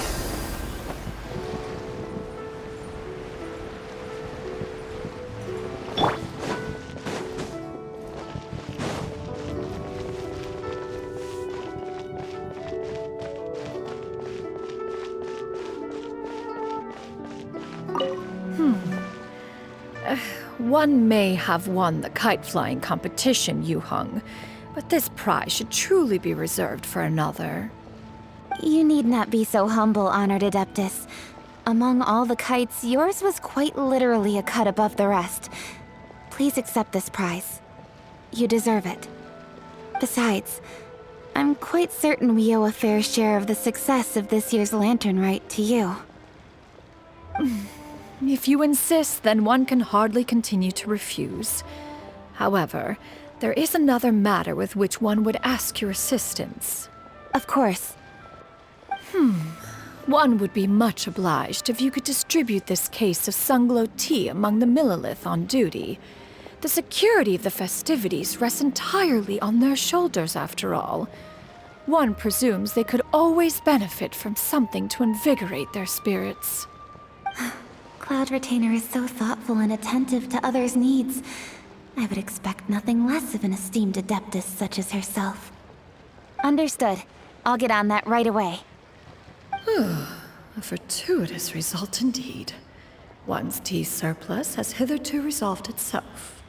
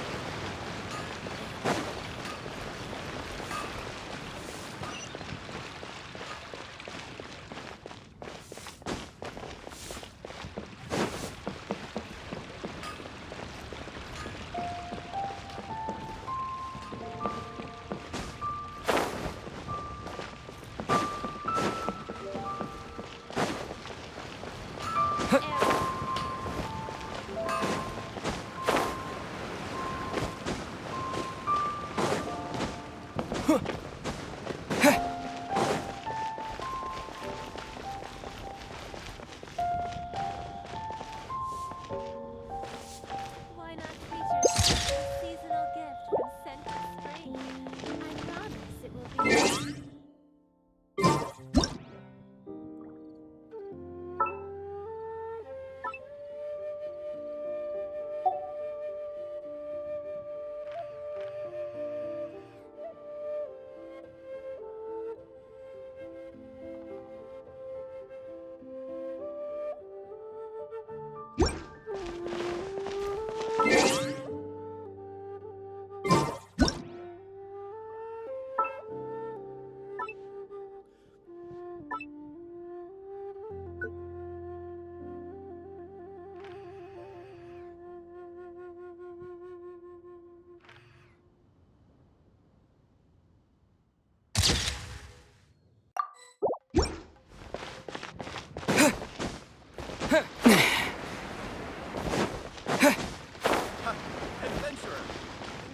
What should I try this time?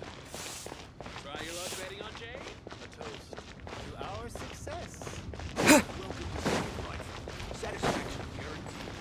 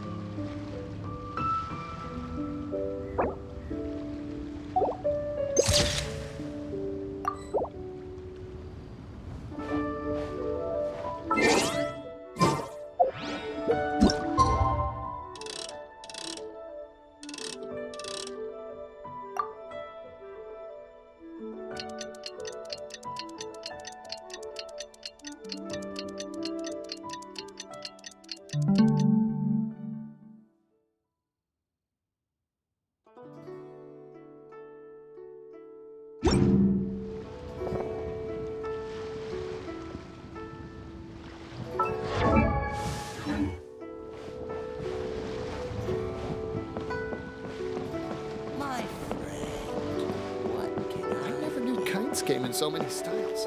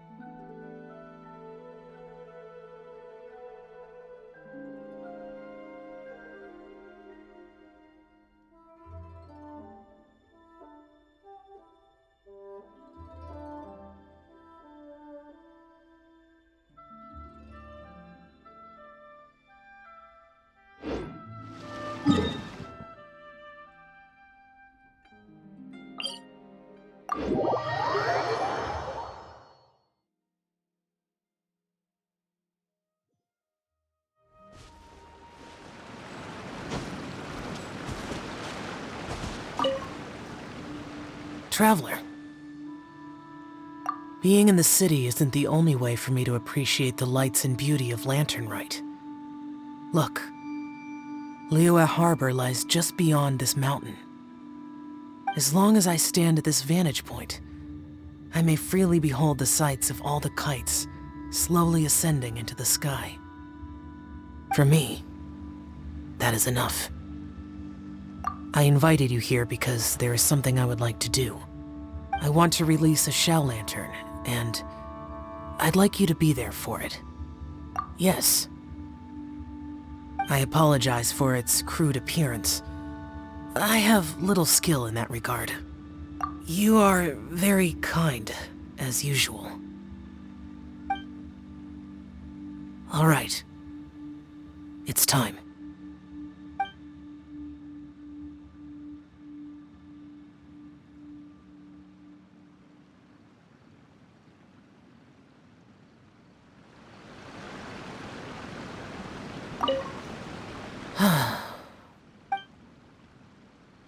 Traveler, thank you.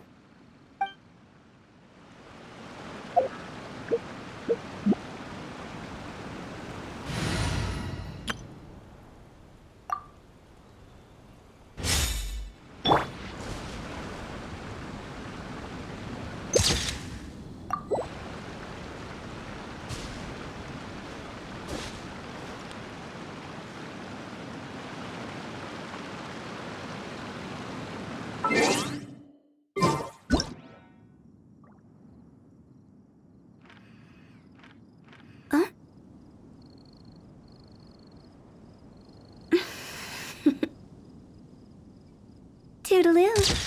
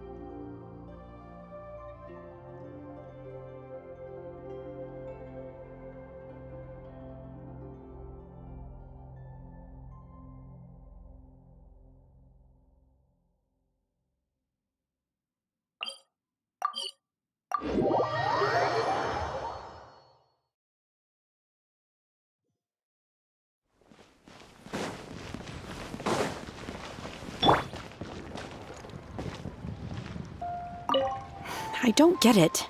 Is something wrong, Shenhe? Tell me. Perhaps I can help. The color black doesn't get dirty easily, so I thought this outfit would be acceptable to wear to work. But Xiangling told me it was inappropriate. But inappropriate? How? She probably just meant the outfit isn't suitable for that particular environment and occasion. But for a festival gathering with friends, a nighttime stroll, or an important banquet, your outfit is more than appropriate, Shenhe. So you're saying it's only something I should wear in front of important people? I suppose that's another way to think of it.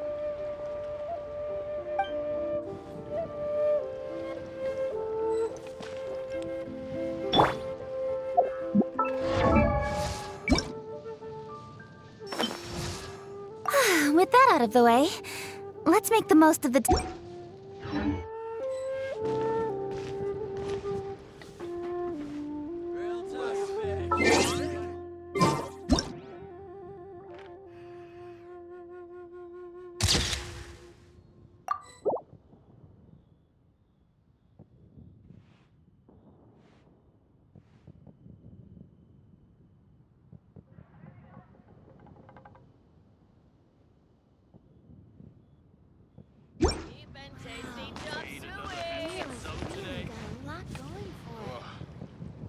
People must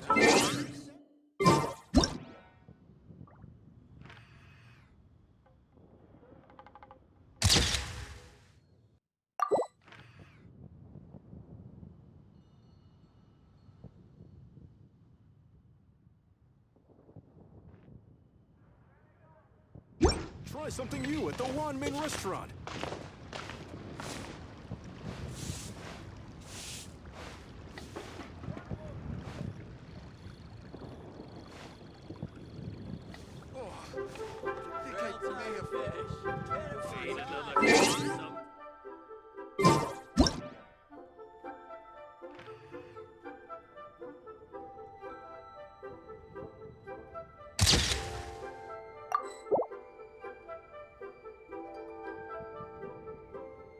In adventuring, as in business, you always have to seize the opportunity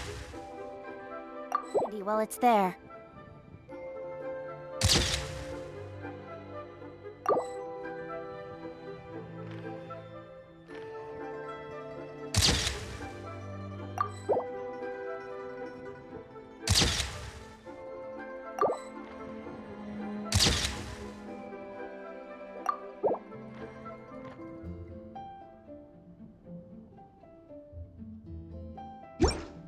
Listen, let me tell you how it is.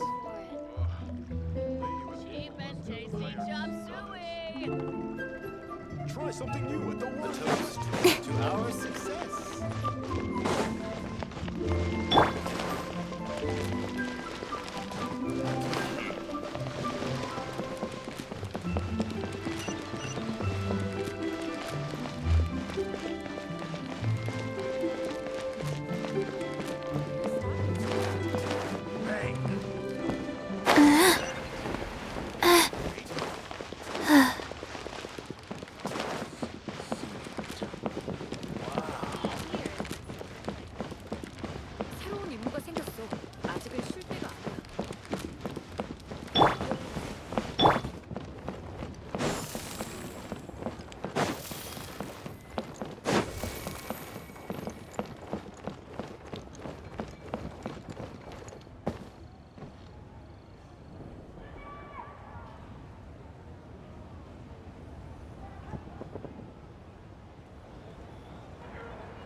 With the wind.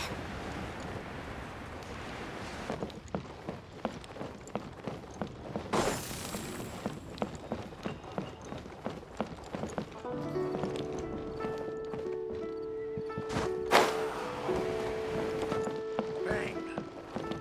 And with that, the fate of the Wu Brotherhood was sealed. Thank you so very much, lady.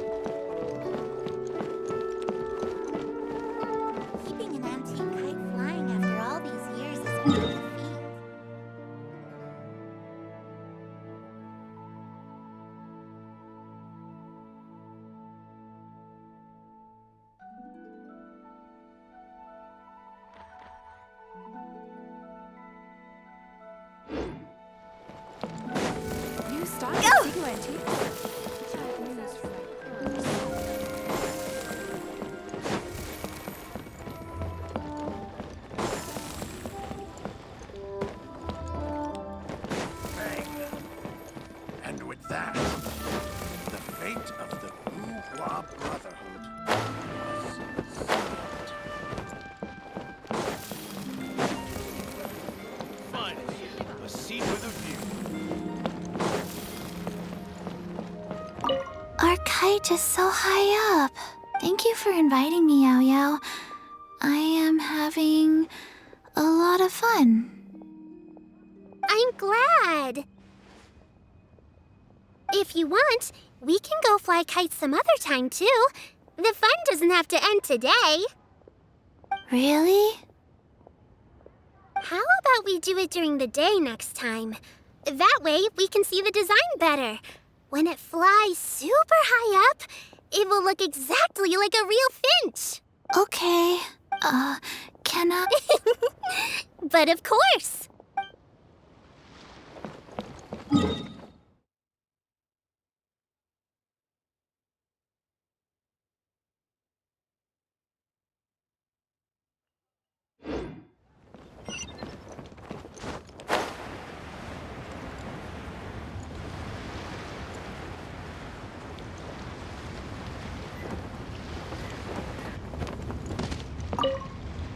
Given your present countenance, one presumes you are missing some old friends again. One cannot help but be reminded of them. Pray speak. Unburden yourself of these sentiments. One simply wishes Menogius were alive to witness such peace alongside us. He was so skilled in matters of craftsmanship.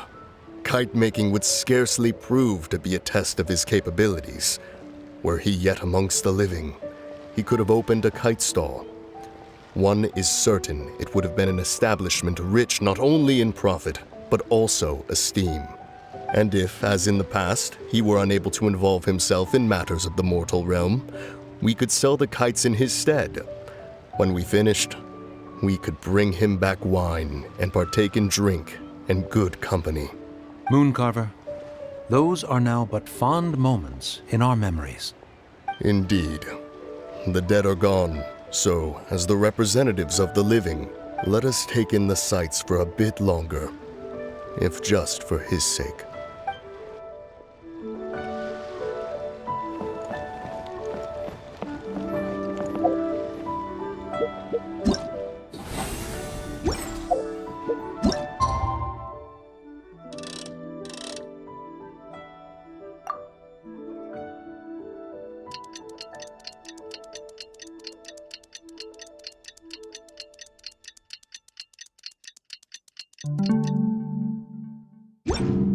One client, two clients, three clients. Do you want to make a cut?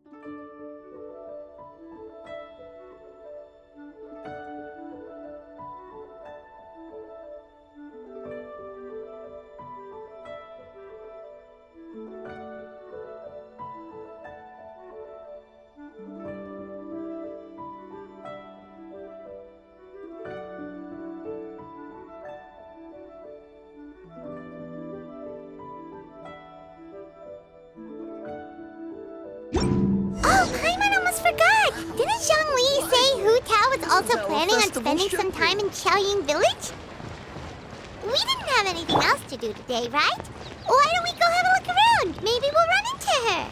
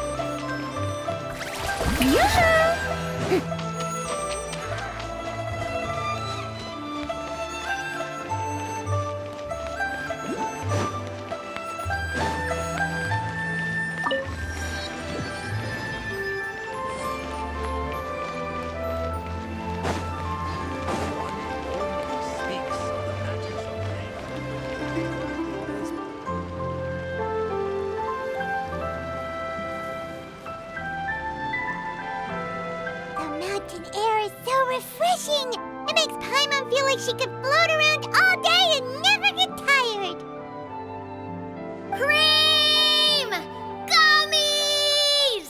Fuel fruit! Huh? Did you hear that? Sunshine! Blue skies! Good vibes! Right? So Paimon wasn't just hearing things. That voice sounds really familiar. Well, we've got the time. Why don't we go check it out?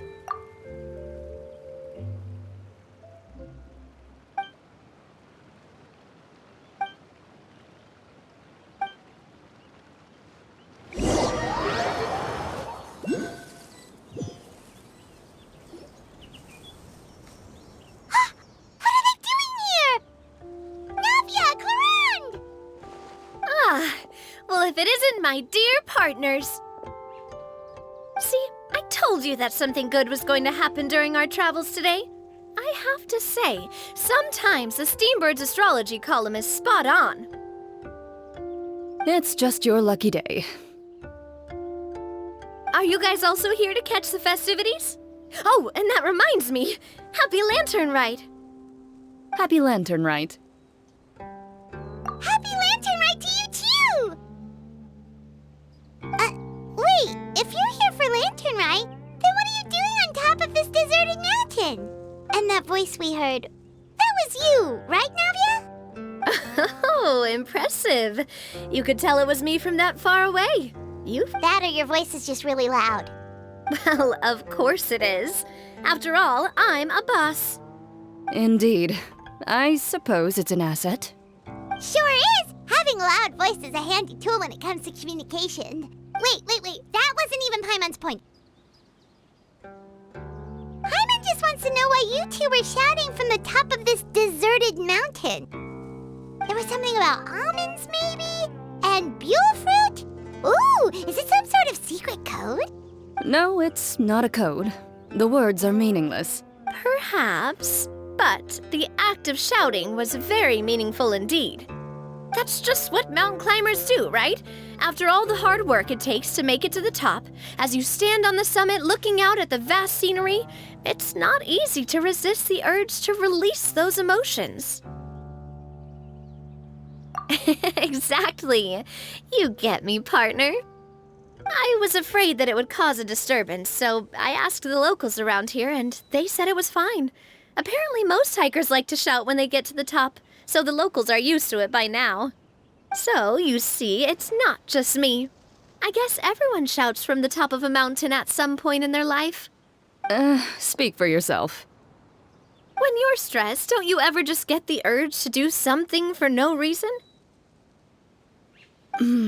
Not really. If I ever get stressed, I just go hunting. Oh, that's a pretty good way to relieve stress. What I choose to hunt depends on my mood. Huh? Anyway, why don't you two give it a try? Shout anything you want.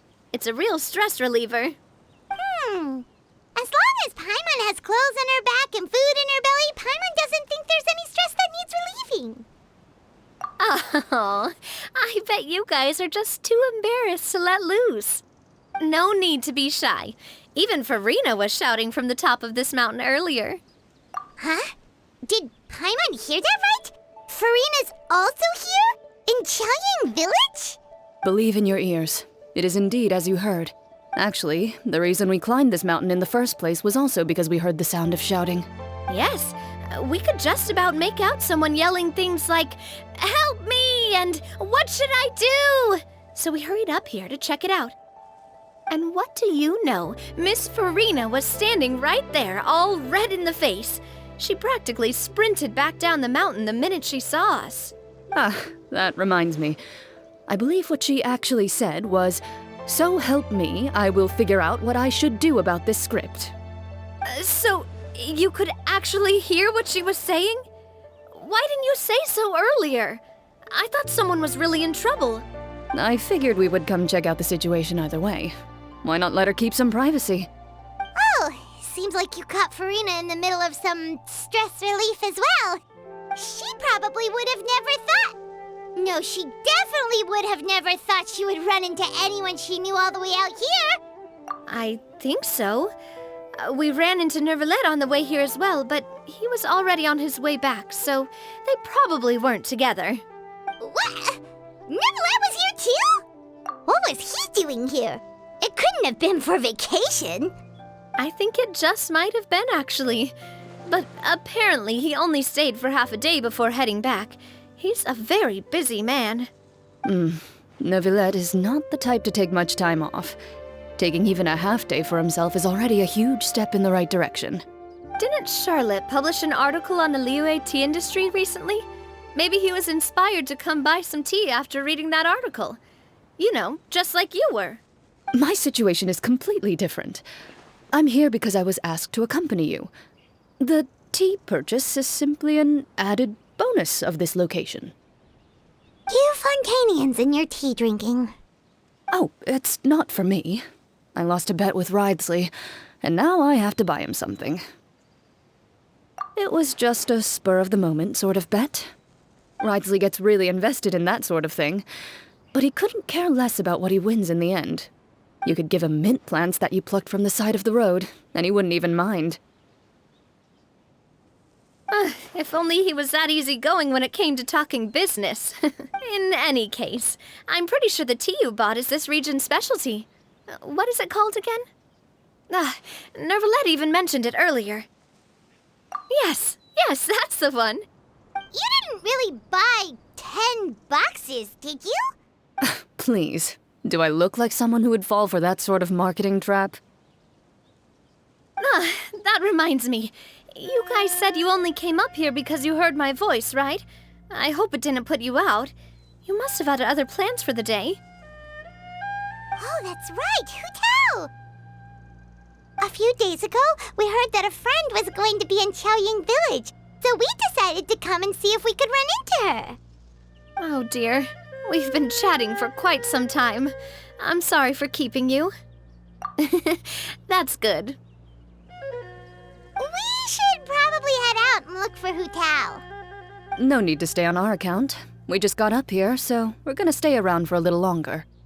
Go and meet your friend. We can meet up in Chaoying Village later. Sounds good. We're gonna head down the mountain then. See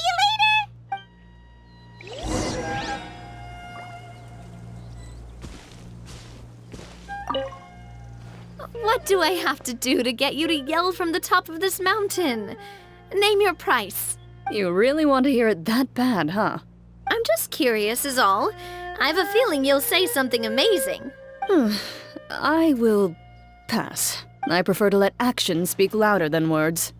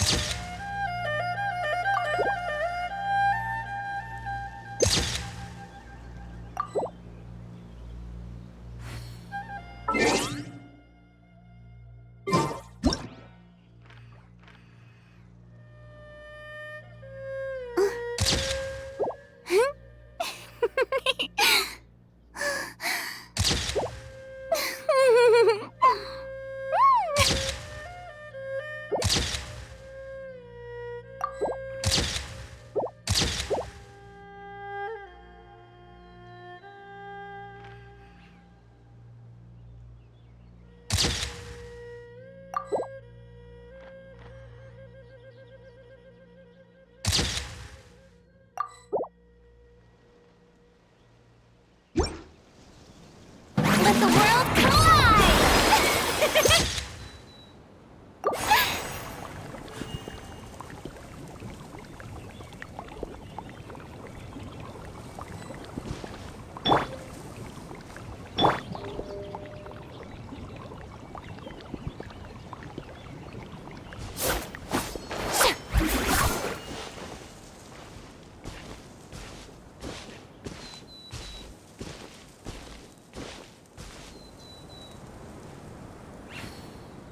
Strike a pose!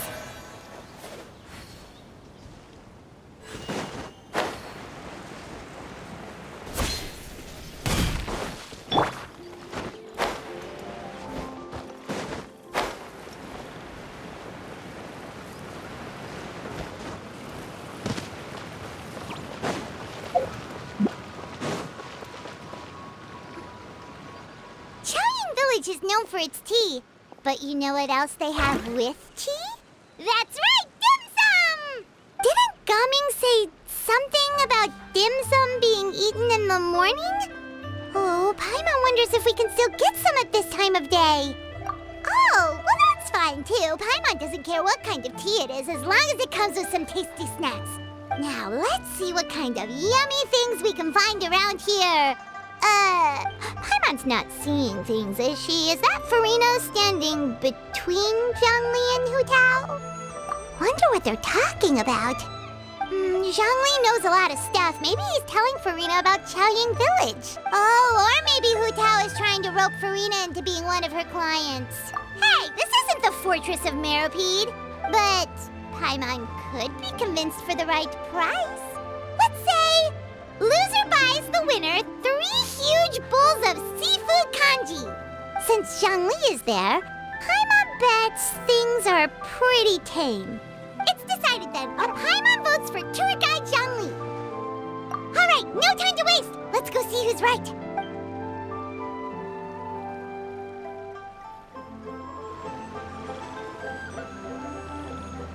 Good afternoon, Hutao, Zhongli, and Furina! Oh, great. Now Paimon's shouting too. Oh, well, aren't you a sight for sore eyes?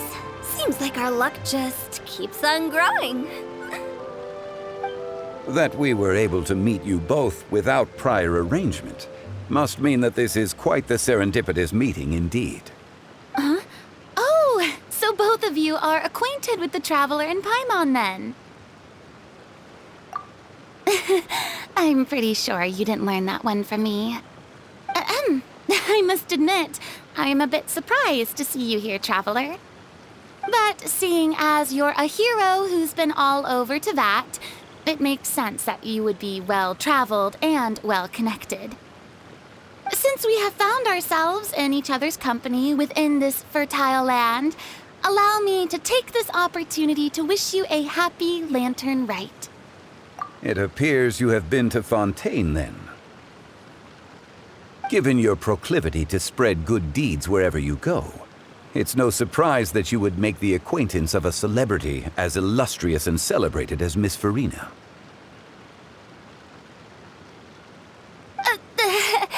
That's quite high praise. What I mean to say is, you flatter me, Mr. Zhongli. Although I've built up a certain following within Fontaine, it is no reflection of strength or wisdom. I stand before you right now as nothing more than an ordinary traveler in search of beautiful scenery and creative inspiration. There is definitely more to Mr. Zhongli than meets the eye.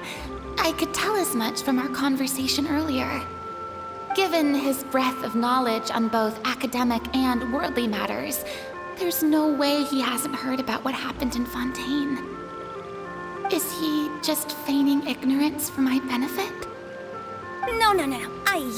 You're no common tourist. I simply won't have you talk about yourself that way. Oh, does that mean Hutao also knows? You may not have heard, friends, but... Miss Hutao. Miss Furina is now one of my esteemed clients. Yep.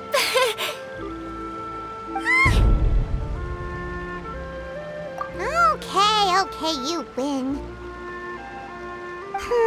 Guess Paimon will have to break into the hidden stash at the bottom of her shoe. What's this about winning something? Don't tell me. You two were placing bets on us. We just saw you guys standing on the side of the road and couldn't help but take guesses as to what you were talking about. Oh, I see. That means you, my friend, must have guessed that I was trying to promote my business to Miss Furina. That I do, my friend. What was Paimon's guess then? Paimon thought Zhongli was showing the newbie around. By newbie, you mean me, right? If that's the case, then Paimon's guess was also correct. Oh, that's right. Mr. Zhongli was telling me about some great sightseeing spots in the area. Ha! You see? Paimon was right too! Since both of our guesses were right, there can't be a winner or a loser. Hey, don't be upset, traveler. How about this? You buy Paimon a bowl, and Paimon will also buy you a bowl. As for the third bowl... Since I was the subject of the bet, perhaps it should go to me? You know, as a congratulations for the huge deal I just struck. I was just joking. Anyway, I should be the one treating you. The funeral parlor is about to bring in quite the sum after all. Oh, Paimon almost forgot to ask about the most important question. Did, something happen recently, Furina? Huh? What do you mean? Well, you know, with you enlisting the services of Wangxiang Funeral Parlor and all. Oh, well, yes. Really? Oh no. Paimon is so sorry for your loss. Although Paimon may have not known the person, please accept Paimon's deepest... Whoa, it's not like that, Paimon. Huh? But Paimon just thought, since you hired the services of a funeral parlor and all... Hey, it's not that big of a stretch. Really, Paimon? It's not like you don't know me. Do I look like I know anyone who would ask me to coordinate their funeral?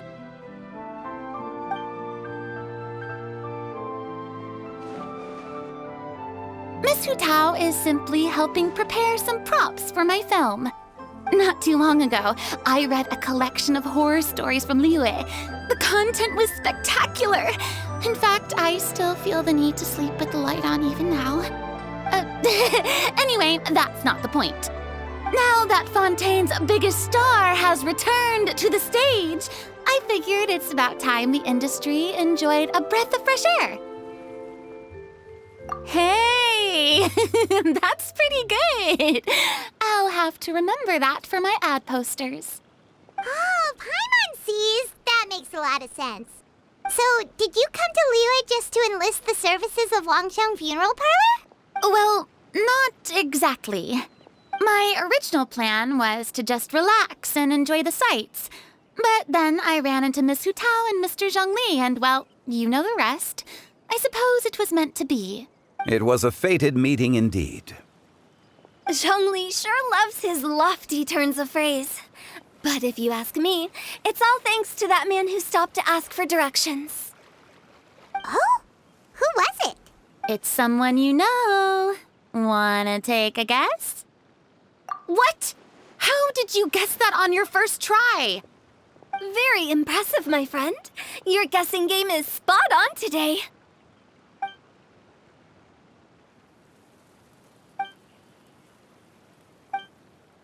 Huh. Paimon never thought Neuvillette would be the type to get lost. I'm sure he didn't get lost.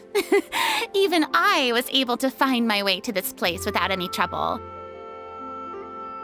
He was already getting ready to leave by the time I arrived. He just wanted to ask someone about the quickest way to get back to Fontaine. Yup, that's exactly what he asked. This area is full of mountains and rivers. It's normal to not know the fastest route.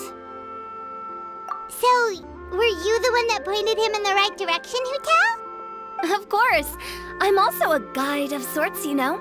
So naturally, I also have a great sense of direction. But speaking of your friend... What about him? He doesn't get out much, does he? No wonder. He was stiff as a board and way too polite. I would have never guessed he was here on vacation if you hadn't told me. All in all, he was only here for half a day. I'm pretty sure he is the only one who would consider that to be a vacation.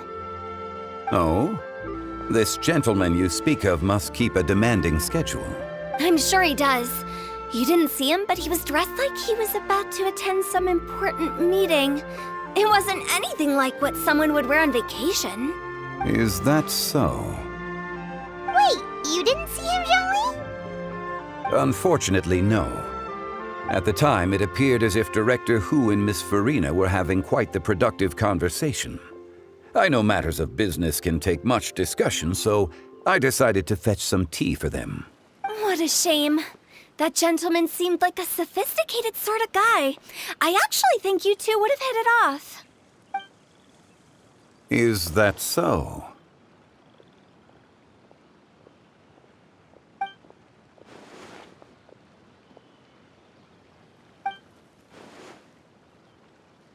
Hmm?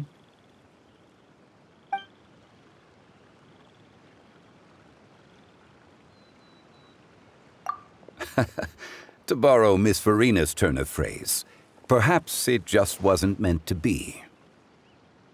Well, with the traveler around, I'm sure you'll have a chance to get to know each other at some point. That's right. He's got more friends than he knows what to do with. Well, that's certainly true. Oh, that reminds me. If you get the chance, you should try and talk to Neuvillette into loosening up a bit.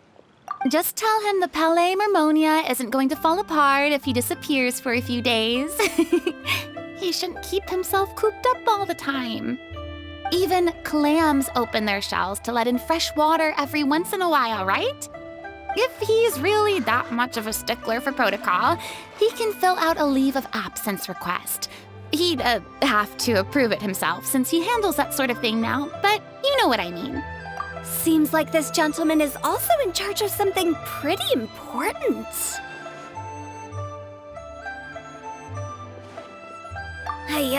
Sounds like a pretty uptight sort of guy, all right. In my experience, a leader needs to be able to roll with the punches. That also includes knowing when and what to prioritize. It seems like your friend still has a lot of growing to do. If I remember correctly, he's already several thousands of years old. You're quite right, Miss Hutao. Oh? Traveler, Miss Furina, those two individuals over there appear to recognize you. Oh, it's Navia and Clorand. Hey, over here!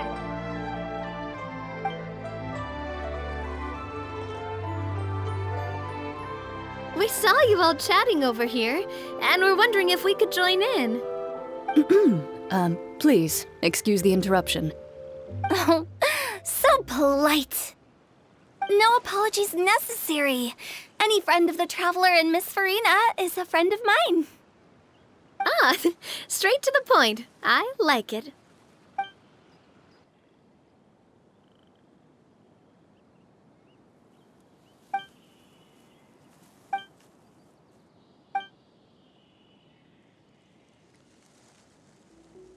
It's getting late.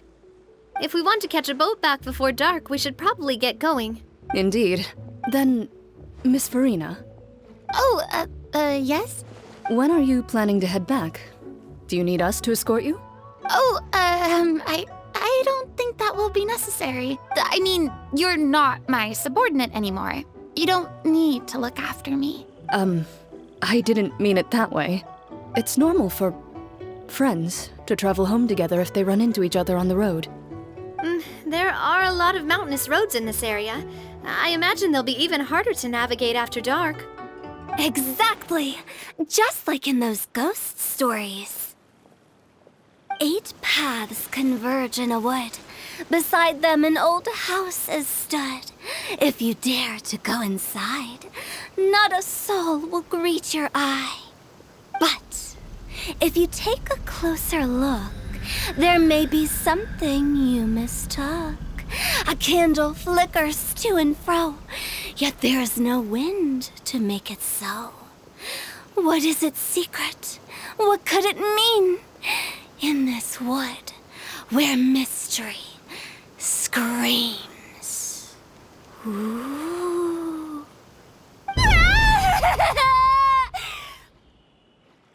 My dear demoiselles, ladies, no, I mean friends, please take me with you. Of course. Gotta say, Furina, you are really quite the character. By the way, did I hear you mention that Clorand used to work under you? Then you must have also been a leader at some point. Well, that's, all in the past now. Besides, being a leader is hard. It wasn't the right job for me. I prefer how things are now. I can come and go as I please, and get to enjoy the sweet taste of freedom. I see. Well, you've certainly picked an apt place to relax. Chaoying Village is an exemplary choice. Only the best. And I've learned a lot, too. Thank you so much, Miss Hutao and Mr. Zhongli. It's fine. You've thanked us more than enough already. The next time you're in this neck of the woods, I'll treat you to some dim sum in the city. Dim sum? Is that some kind of Liyue term for snacks or desserts? They are a part of it. It's basically a table full of as much tea, sweets, and good company as you can manage. Oh, so it's basically a tea party. Sounds great. Make sure to order the winter melon cake and the lotus flower crisp. They're so sweet and delicious, Paimon knows you'll love them. Ooh, okay. I'll be looking forward to it then. Wait, but didn't you guys say you were here on vacation? How come you're all going home empty-handed? Of course I am. I bought tons of fun things to bring home with me. A kite, a parasol, a little tin frog that jumps. Oh, and a stuffed toy of a mythical beast. Clorand is the one who didn't buy anything for herself. So all you're bringing back with you is that tea? And some tea-flavored hard candies. They're for Sigewin. Clorand isn't much of a shopaholic. Well, one of us has to practice restraint.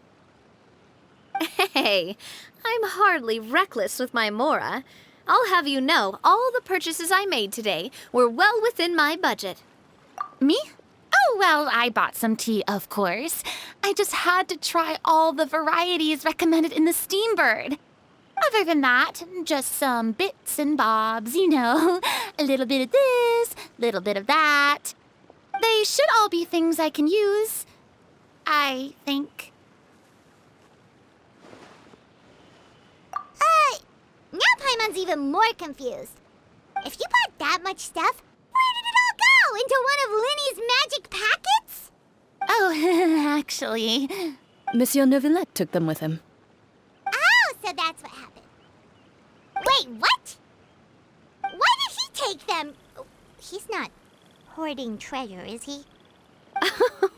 That's quite the imagination you've got there, Paimon.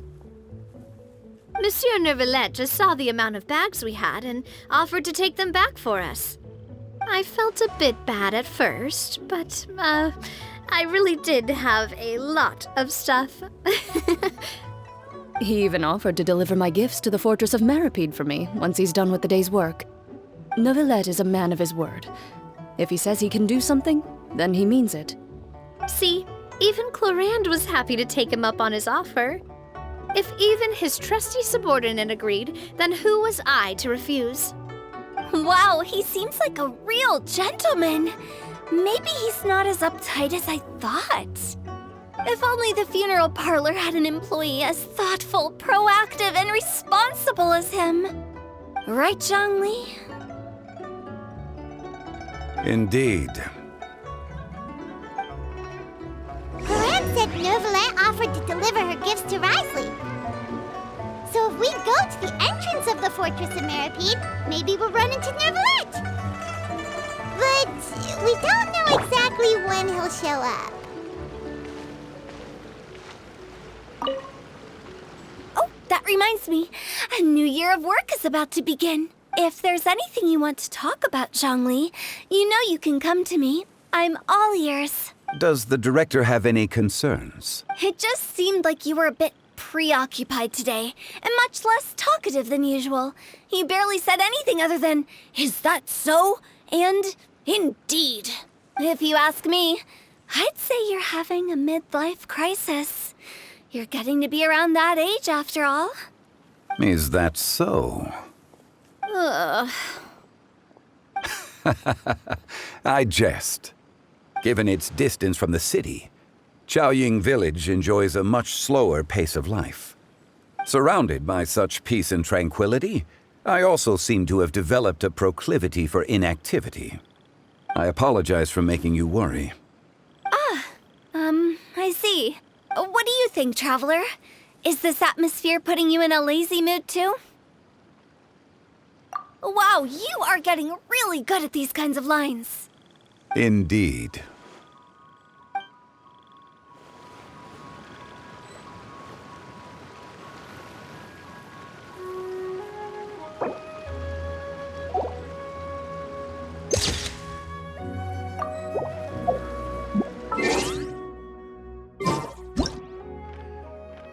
Tea parties are a must for the well-mannered.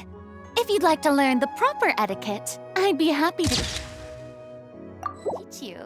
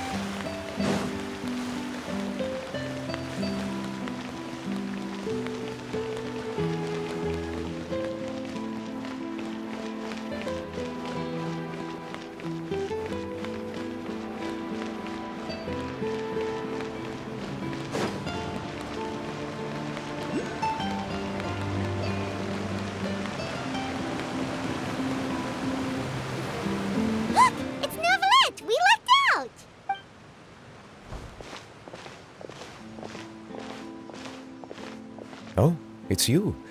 It has been some time since our last meeting. Few people frequent this location. Since I was able to conclude my work early for the day, I thought I might take a walk and avail myself of this area's peace and quiet. You call this early? Do you always work this late, Neuvillette? Strictly speaking, that depends on the agenda for the day. I am hardly bereft of time, however, so working late is of little consequence to me. Really? If you have so much time on your hands, then why did you only go to Chaoying Village for half a day? First, I should clarify that I was referring to my lifespan, rather than the time at my disposal on any given day. Second, I was unaware you possessed knowledge of my trip to Chaoying Village. I see. Thank you for informing me. Yes, they have been safely delivered. I have to hand it to Clorant. Just a simple gift delivery, and she has the great and mighty Udex at her beck and call. I was just passing through. It was merely an act of convenience. All right. Then I hereby confirm receipt of the goods on behalf of the staff of the Fortress of Meripede. A verbal receipt of confirmation? Is such a formality really necessary for a small matter such as this? Guess not.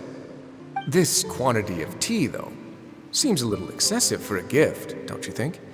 Before you know it, they'll start accusing me of taking bribes. About that. Much of that is my own excess, I'm afraid. Oh? Why? What happened? It was buy 10 boxes, get half off. Ah, that explains it then. Well, go ahead and leave them to me. I'll get through this stash as fast as I can. You have my thanks. Oh, there's something else I'd like to give to you. This is a stone slate, engraved with a symbolic design. While that is an apt description, it is in actuality a legal codex. A legal codex, huh? Before the advent of modern writing utensils, information was recorded on stone slabs such as this. The law was no different. Okay. Since ancient times, the scales of justice have symbolized the fairness and impartiality of judiciousness. As a tribute to that sentiment, this slate was designed after a traditional legal codex and engraved with a symbol instead of text. During my travels recently, I chanced upon a roadside stall offering tourists the opportunity to try their hand at the ceramic arts. So I decided to have a go. We joked with Clorant some time ago about gifting you a legal codex. So, here you go. Ah, so that's what this is about. I did not expect you to remember it as well. In any case, I hope this can be considered as a reasonable attempt to join in on the banter. It is a very good attempt. I suppose I shouldn't be surprised. Even your sense of humor centers around the law. That's an impressive level of commitment. A gift of this significance deserves to be put on display, and I know just the place. Front and center in the Fortress's showroom. Surely there's no need for such a grand gesture. Just kidding. I don't have anything like a showroom. But we do have a storage room. We can put it next to all the mechanical parts Sijuin has collected. That sounds good to me. So that's what you were doing in Chaoying Village. Indeed. Of course, while I was there, I also took the opportunity to taste the local spring water. The aftertaste is much purer than what I have delivered to me in Fontaine. It stands to reason that the long-distance transport has a tendency to imbue the water with extraneous emotion. If you want to experience the true flavor, you simply have to go to the source. Perhaps I should organize some time off to do the same elsewhere. Then we are of the same mind. It appears my desire is justified. If you say so, but you know you don't have to justify a vacation, right? You can just take one. After all, you're hardly bereft of time. You can do whatever you want. You're quite right. I suppose I suffer not from a lack of opportunity, but rather a lack of inspiration. However, after reading a few articles about Liyue's holiday traditions, the idea popped into my head and made itself quite at home. Seeing as I was free of responsibilities for the morning, I decided to depart at once. Refreshing. My spontaneous outing seemed to inspire quite a few other spontaneous decisions as well. Take, for example, my foray into ceramics. At first, soil from the ground is granular and unforgiving, but add the right amount of water, and it becomes soft, moldable, and able to take shape. In the past, I never thought about how quotidian vessels were crafted, but now I have participated in their very making. This is also something I made today.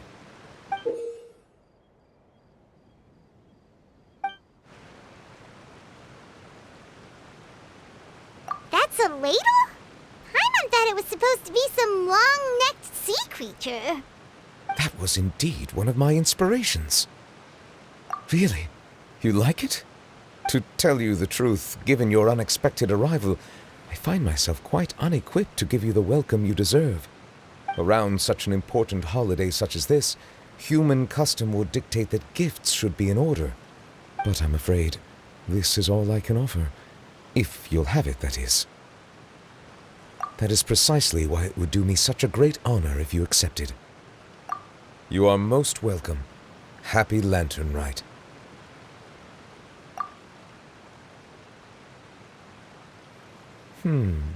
Approve a leave of absence request for myself. That sounds like it could easily lead to a vicious cycle of self-indulgence, something which couldn't be in further violation of protocol. But I suppose I understand her point. My proclivity to refrain from personal outings does, in part, originate from a sense of responsibility toward my duties. But it is also due to a lack of desire to engage in the human world. But now I see that the human world is indeed full of many interesting places to discover.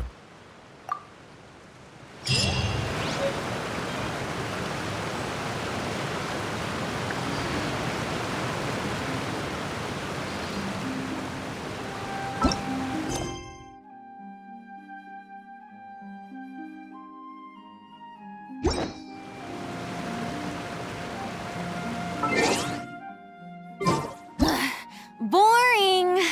Isn't there anything else more interesting to do?